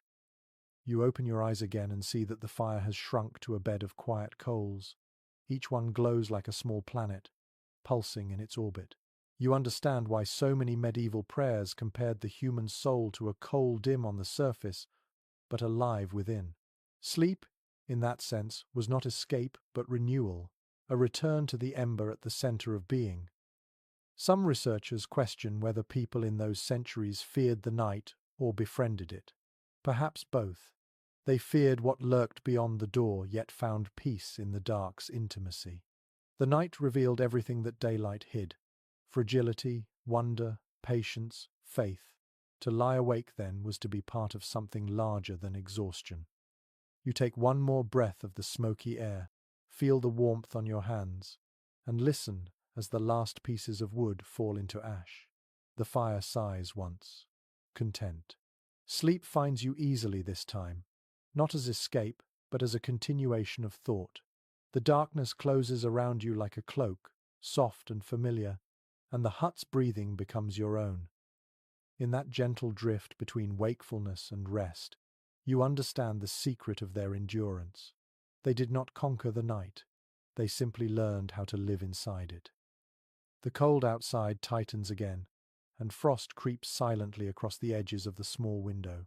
Inside, the fire whispers, alive but tired. The air smells faintly of smoke and wool, and you can sense how the weight of the long season presses on everything. The family sleeps, yet even in slumber, there is a tension in the hut, a quiet endurance that runs deeper than words. It is widely recorded that the last stretch of winter was always the hardest. By February, the stores grew thin, the woodpile low, and tempers shorter. The body craved sunlight, the eyes ached for green. Hunger was not yet starvation, but hovered close enough to shadow every meal. Yet this was also when communities leaned most closely together, sharing what remained in gestures of generosity that were as vital as bread. You picture the family sitting by the fire on a day like this, counting what is left. A few dried apples, a small piece of salted meat, a handful of oats, each portion measured with care. They have done this every winter of their lives, learning that patience can stretch a single loaf across a week if it must. A curious detail often overlooked is that hunger in these months changed how people thought and prayed. Fasting was not a spiritual luxury, it was a daily reality. Church calendars spoke of abstinence as devotion, but the villagers already lived it. They prayed not to show faith, but to keep hope alive when bellies were empty.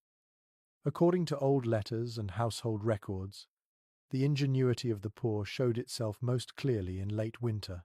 Families mixed ground bark into flour, boiled nettles and roots, brewed thin broth from bones already used twice. These meals may sound meagre, but each one was made with care, seasoned with whatever spice or salt they had hidden away. Hunger was met not with despair, but with quiet invention. An odd little custom persisted in many regions. When the first sign of thaw appeared, families placed a small bowl of their last grain outside for the birds. It was a way of bargaining with the season, an offering that said, "We trust that spring will return." Sometimes they called it feeding the hope. The sight of sparrows pecking at the gift reminded them that life still stirred beyond the snow. You can almost hear that sound now, the faint flutter of wings outside, the quick chirp of birds testing the air. The wind is softer than before, no longer a howl but a sigh. It carries the faint smell of thawing earth, of promises still fragile but near. There is ongoing discussion among historians about how communities balanced faith and famine. Some argue that religion was the only structure holding people together through those endless nights. Others insist that cooperation mattered more than prayer, yet perhaps the two were inseparable. To share bread was to practice belief. To light a neighbour's fire was to offer grace. It is widely recorded that in hard winters, people borrowed warmth as often as food. A neighbor might sleep near another family's hearth for a few nights when their own firewood ran out. There were no formal rules for such kindness, only quiet understanding. Survival belonged to everyone or to no one at all. A lesser-known story appears in an old English manuscript. It tells of a widow who kept her hearth burning even when her cupboard was empty. When asked how, she said that people kept bringing her wood because they could not bear to see her chimney without smoke. Her fire became a kind of light for the entire village, a symbol that warmth could outlast scarcity. You sit closer to the flames, imagining how many unseen acts of care once took place in rooms like this. Someone shared a bit of salt, another gave a worn blanket, a child carried a spark across the snow to a neighbor's hearth. The smallest gestures became victories, and each one helped pull winter one step closer to its end. Folklore hints at another belief tied to these late months. If a person smiled while cutting the last piece of bread, it was said that spring would arrive sooner. The logic was not magical but emotional. To face the season's end with gratitude was to remind the heart that hunger was only temporary. Even when the cupboard echoed, people still found reason to give thanks. An unusual superstition found in rural France told that spilling grain in winter was unlucky because every seed was a future meal. If it happened by accident, one had to gather the kernels and kiss them before returning them to the pot. That small reverence for food carried both necessity and poetry. Every crumb mattered, every gesture acknowledged the fragility of life. You watch the fire slowly rebuild itself as the father stirs the coals. The family begins to wake, faces still drawn but calm. The mother hands each child a small piece of dried fruit, saving the rest for later. No one complains. They have learned the rhythm of waiting, the patience that only cold can teach. Some researchers question whether such scarcity hardened people or deepened their empathy. The records suggest both. Those who survived long winters together formed bonds that lasted a lifetime. They had looked into the same darkness and shared the same flicker of light. The hut grows quieter again as morning approaches. The fire hums softly, its glow steady and sure. Outside, the wind pauses, as though the world itself is holding its breath. You can feel that something has shifted. The cold is still here, but it no longer feels endless. The air carries a promise hidden inside it, like a seed sleeping under frost. You close your eyes and picture that promise, faint but strong. Spring is not yet visible, but it exists. You can almost hear the earth murmuring beneath the snow, preparing to breathe again. In the small, smoky hut, warmth remains, fragile and persistent. The family leans closer together, and the fire's light paints their faces in soft gold. For now, that is enough. The fire burns low again, softer now, but its rhythm feels steady. The hut glows faintly, and the air carries that familiar mix of smoke, wool, and humanity. Outside, a thin mist drapes across the snow, blurring the trees into ghostly shapes. The world beyond the door is silent except for the creak of branches in the cold.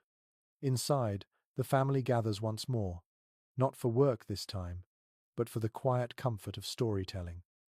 It is widely recorded that winter nights in the Middle Ages were filled with stories. When work was impossible and travel too dangerous, the spoken word became the warmth of the mind. Tales were shared beside the hearth like food, passed from elder to child, from wanderer to villager.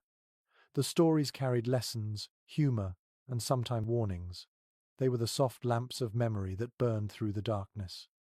You can see it now, the family sitting close, their faces lit by the trembling firelight. The father begins to speak, his voice low and slow. Each word rolls through the smoke like a piece of music, simple but steady. The children listen, eyes wide, their hands still.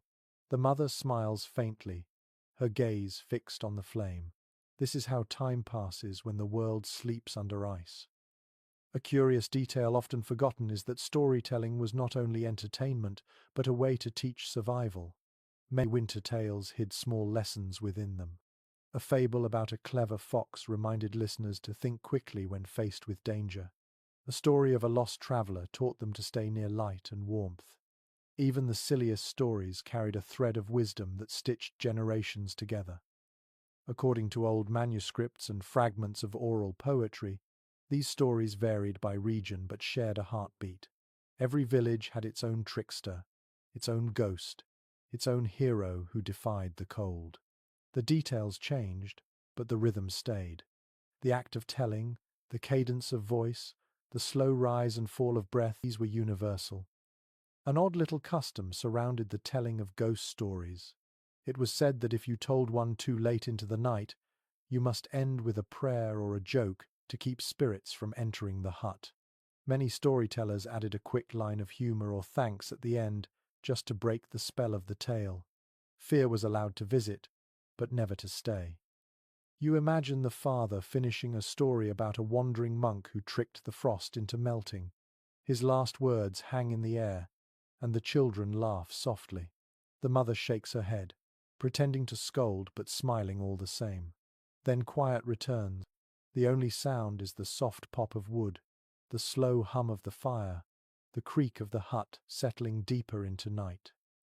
There is ongoing discussion among folklorists about how oral stories changed through repetition. Some say that memory acted like a living editor, polishing tales as they passed from voice to voice. Others argue that each telling was unique, shaped by the mood of the night, the smell of the fire, and the weight of hunger or joy. What is certain is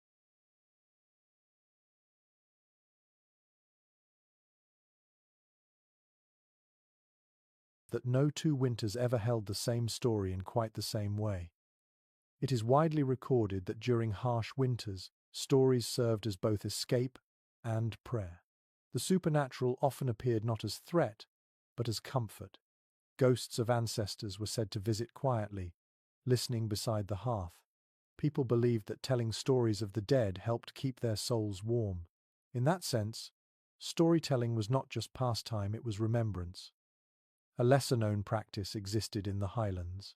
Families would leave an empty stool near the fire for unseen guests during long nights. It was called the seat of memory. No one sat on it, no one touched it, but its presence made the room feel fuller, safer.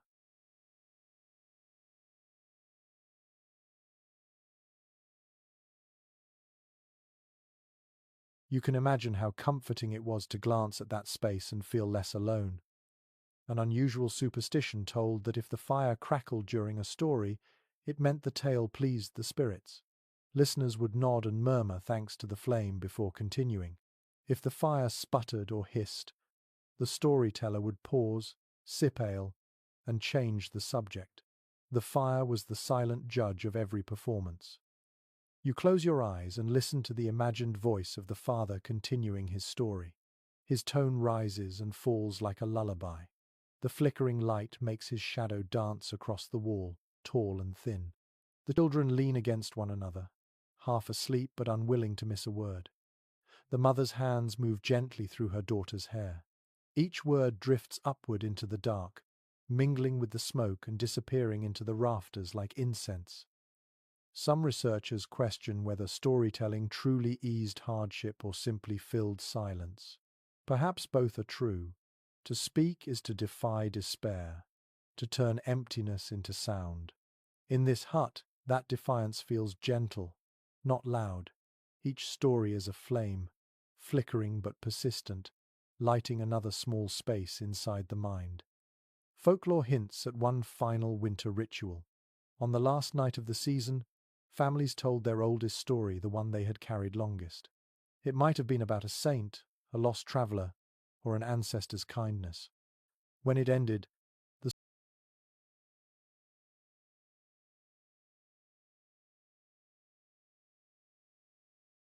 storyteller would let the fire burn low, watching the last spark fade while everyone remained silent. The story, like the season, was allowed to rest. You open your eyes again. The fire has dimmed to red coals. The room glows faintly, shadows stretching and swaying. The family is asleep, their faces peaceful. their breath soft. Even the animals are still. You can almost feel the echo of the story lingering in the air, a thread of warmth too light to see but impossible to forget.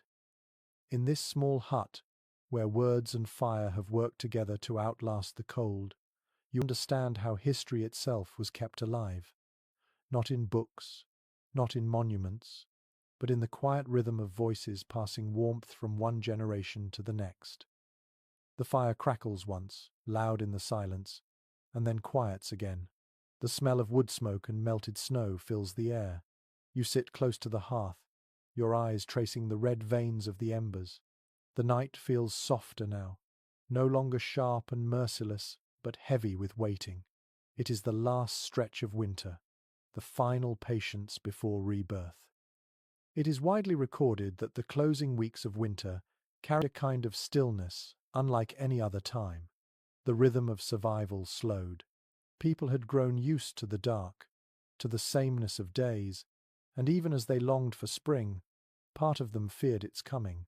Change, after all, could be as dangerous as cold. The ice that fed the wells might flood when it melted, and the roads, frozen for months, would turn to rivers of mud.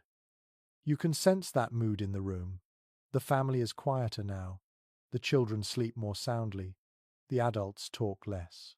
The fire needs less tending, as if both it and the people who keep it have settled into a calm rhythm of endurance. The cold no longer bites with surprise. It simply exists, a familiar companion nearing its farewell. A curious detail often overlooked is how people could read the approach of spring not through color or light, but through sound. The drip of thawing ice became the music of awakening. The creak of frozen wood softened. The wind lost its sharp edge. These were signs the earth was stretching after its long sleep. For those living in wooden huts, each tiny change in the air was like a whisper of promise. According to village records from centuries past, the last weeks of frost were marked by small celebrations known as warming feasts. Neighbors would gather whatever they could spare, sometimes only broth or bread, and share it in gratitude for survival. There was no grand ceremony, only the simple joy of sitting close, speaking softly, and realizing that another winter had been endured. An odd little custom survived in remote valleys. When the first bird was seen in late February, families would greet it aloud, calling it by the name Hope. Children were told to bow to the bird and whisper wishes for the coming season. The gesture might sound quaint now, but it carried a quiet power. In a world where so much depended on patience, seeing a bird meant proof that waiting had not been in vain. You glance toward the small window. The frost there is melting, drop by drop. The glass gleams faintly in the firelight, each drop reflecting a tiny flame. You can almost imagine hearing the world outside preparing to move again, the snow sighing, the trees murmuring beneath their frozen bark. There is ongoing discussion among cultural historians about whether people of the Middle Ages experienced the change of seasons as renewal or simply repetition. Some say they celebrated each spring as miracle, while others argue it was met with weary relief. The truth probably lies somewhere in between. After months of darkness, even a small patch of thawed ground must have looked like paradise. It is widely recorded that the last days of cold were filled with rituals of cleansing. Ash from the hearth was scattered outside the door to mark the boundary between old and new. Floors were swept, straw was replaced, and smoke was allowed to clear from the roof hole in great plumes. To watch that smoke drift upward into the pale sky was to release winter itself. A lesser-known tradition from Ireland described the sleeping fire. On the last night of frost, families would let their hearth burn completely out for the first time all season. In the morning, they would light a new flame from the embers of a neighbor's hearth, symbolizing community and rebirth. Each house carried part of another's warmth, and in that way, the village began spring as one body. You imagine that moment now, the family waking before sunrise, the air cold and clean. The father carries a small clay pot, glowing faintly within, borrowed from next door. The new fire catches with a soft rush of light. The children clap, the mother smiles, and the scent of renewal fills the hut. After months of smoke and struggle, it must feel like breathing for the first time. An unusual superstition surrounded this new flame. It was believed that if someone spoke angrily before the fire was relit, the warmth would falter all year.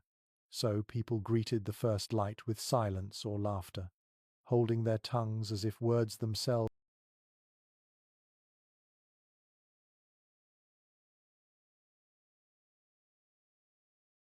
could chill the air. That silence was not empty, it was reverence, a recognition of how thin the line between life and loss truly was. You sit still now, letting that image settle into you. The fire before you crackles gently, its glow deep and steady. The hut feels lighter, as if it too is ready to exhale. Beyond the walls, the snow gleams faintly, waiting for the first melt. Inside, everything is quiet except for the soft hum of sleeping breath. Some researchers question whether those final winter nights carried sadness alongside relief. To leave behind the stillness meant returning to work, to hunger for new harvests, to the noise of the world. Perhaps there was a small grief in saying goodbye to the dark. Yet even grief here feels tender, folded within gratitude. You lean closer to the fire and whisper, just as they once did, rest, flame, and wake again. The light flickers, as if answering. You understand now that winter was never the enemy. It was the slow teacher, the one that taught them how to listen, how to share warmth, and how to wait for the miracle of return. The night grows softer. The frost fades from the window. Somewhere far off, water drips from the eaves, steady and calm. You can almost feel the earth shifting beneath the snow, preparing for its next breath. Inside this tiny hut, surrounded by smoke and silence, you feel it too. The cold is almost over. Spring is waiting. The fire burns higher tonight, steady and golden. Outside, the snow has begun to shrink in patches, leaving behind small pools of silver water that gleam under the moonlight. The air carries a faint change that is almost too subtle to name. You breathe it in and taste the difference. It is not warmth exactly, but promise. The world is shifting. It is widely recorded that people of the Middle Ages greeted the first thaw with reverence. They saw it as both an ending and a beginning, a fragile bridge between hardship and renewal. The melting snow was a miracle, but it also exposed what winter had hidden: mud, rot, and the bones of what had not survived the cold. Spring arrived not in beauty, but in honesty. You look toward the family gathered near the fire. The father mends a tool handle, the mother spins yarn from a pile of wool, and the children play quietly on the floor, tracing shapes in the ashes. The rhythm of their movements feels familiar now, yet something has changed. There is lightness in their gestures, as though their bodies remember what ease feels like. A curious detail often forgotten is that the first sign of thaw inside a hut was not light but sound. The dripping from the roof became a lullaby, a gentle percussion marking the season's change. People paused to listen. They called it the Song of the Eaves. It was the world's way of whispering, "You made it." According to chronicles written by travelers, early spring smelled unlike any other time. The air carried damp wood, wet earth, smoke, and faint sweetness from sap waking beneath bark. It was not a clean scent, but a living one. The ground seemed to breathe again. For people who had lived months surrounded by frost, that smell alone could bring tears. An odd little custom existed in northern villages. On the first day, when water ran freely from the roof, families washed their hands in it before breakfast. It was said to cleanse the old season from their skin. Children laughed as the icy droplets hit their palms, while adults performed the ritual in silence, thinking of those who had not lived to see the melt. You imagine the cold water trickling from the thatch, clear as glass, and the family stepping outside into the soft grey light. The father tilts his head back, letting the water touch his face. The mother catches a few drops in her palm and brushes them across her children's cheeks. Their laughter breaks the hush of the morning like a hymn. There is ongoing discussion among historians about how medieval people marked the arrival of spring compared to modern celebrations. Some describe solemn rituals of gratitude, others small feasts filled with song. But nearly all accounts agree that the transition was emotional, almost sacred. The thaw meant survival. It meant the earth still remembered them. It is widely recorded that the first tasks of spring were simple and careful. Fires were cleaned, ashes spread over the fields to fertilize new crops. Fences were mended, roofs checked for damage, tools sharpened. Each act carried quiet joy. Work was no longer just survival, but preparation for life. A lesser-known detail from medieval diaries mentions the first barefoot step onto thawed ground. It was said that whoever placed their foot on living soil before anyone else in the village would be blessed with strength for the year. People waited for the perfect morning, when frost had truly gone, and pressed their feet into the mud, laughing at the chill. You can almost feel that soft shock of cold now, grounding and real. An unusual superstition spoke of the spring fire. On the night before planting, villagers carried embers from their hearths into the fields, waving them gently over the soil to bless it. The glowing arcs of light dotted the dark hillsides like moving stars. The act joined home and earth, reminding all that warmth belonged to both. You return to the hut in your mind. The family has begun to tidy the space, sweeping the floor, shaking out blankets, opening the door to the crisp air. Light pours in where darkness had ruled for months. The air feels larger, fresher, alive. The cow shifts in her corner, stamping her hooves impatiently for pasture. Even the dog lifts its head, sniffing the breeze with new interest. Some researchers question whether this joy was pure or cautious. After all, famine still loomed before the first harvest.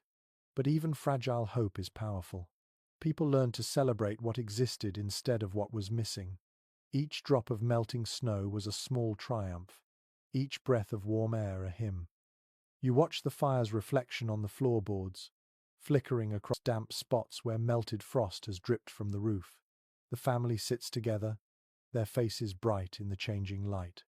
The father speaks quietly, perhaps about planting or rebuilding. The children listen, their eyes full of a future that suddenly feels possible. Folklore hints at one more ritual to mark the end of winter. Families gathered a small handful of the last remaining snow and tossed it into the fire, watching it hiss and vanish. They called it feeding spring. The sound of melting was the year's first laughter. You close your eyes and picture that moment. The snow melting into steam, the scent of wood and water blending, the laughter filling the small hut. It is not grand, not loud, but perfect in its simplicity. The fire hums, the air softens, and everything alive leans toward the coming light. You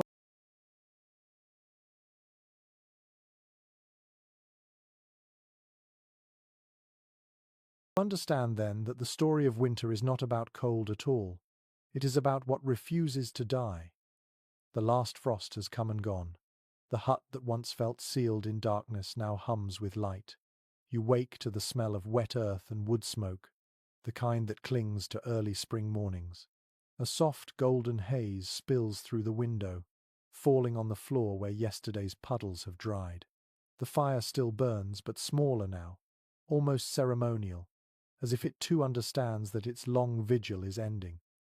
It is widely recorded that in the first days of spring, medieval families opened their huts wide to the air. Doors were unbarred, shutters pushed aside, and the smoke that had thickened through the long months finally drifted away. What filled the space next was not silence but life itself. Birds calling, dripping water, the faint hum of thawed streams. After months of confinement, the sound of the outside world was a kind of music. You watch as the family stirs. The mother folds blankets, still heavy with the scent of wool and smoke. The father steps out to fetch water, his breath visible but faint. The children sit up slowly, squinting in the sudden brightness. For the first time in weeks, the air inside the hut feels light, thin, and free of winter's weight. A curious detail often forgotten is how the first sunlight changed everything. It struck the floor and walls at new angles, revealing stains, soot, and cracks hidden by months of dimness. So spring cleaning was not merely vanity but renewal. Families scrubbed, mended, and rearranged, not just to prepare for planting, but to remind themselves that life had shape and rhythm again. According to village chronicles, this act of reopening the home was celebrated with simple rituals. Some sprinkled the doorway with ashes mixed with herbs to ward off sickness. Others hung small bunches of dried flowers near the window to welcome good fortune. Everything had meaning. The smallest gesture, even sweeping dust into the wind, became an offering to the returning Sunday. An odd little custom appeared in certain highland regions. On the first day warm enough to open the door, the eldest person in the household would walk outside barefoot and whisper into the soil, "Wake gently." The belief was that the earth, like a sleeping friend, should be greeted softly, never startled. You can imagine that first touch of damp ground underfoot, cold but alive. You step outside now in your imagination, feeling what they must have felt. The light is thin but real, the air sharp with the smell of thawed pine and melting snow. The sky looks wider than you remembered. The sound of a distant stream trickles through the quiet. Every sense is awake again. There is ongoing discussion among social historians about how deeply medieval people felt connected to the turning of seasons. Some call it dependence, others call it reverence. To them, nature was both parent and teacher. Its cycles shaped their hunger, their prayers, even their dreams. The end of winter was not simply relief, it was resurrection. It is widely recorded that many households offered small prayers of gratitude when the frost finally broke. For bread to come, for warmth that stays, they would say, often while holding a hand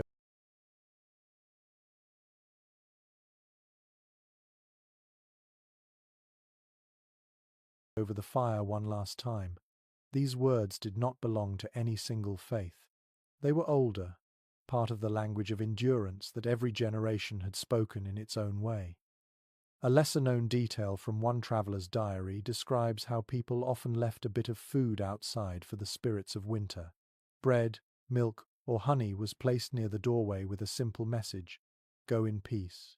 It was a way of thanking the cold for its lessons, acknowledging that even hardship had its place. You turn back toward the hut. The walls that once trapped the smoke now glow faintly gold in the new light. The animals are restless, sensing the season's change. The cow stomps her hooves, eager for pasture. The dog noses the door, tail twitching. The children laugh as they chase a stray chicken that slips past their feet into the yard. Life, once quiet and contained,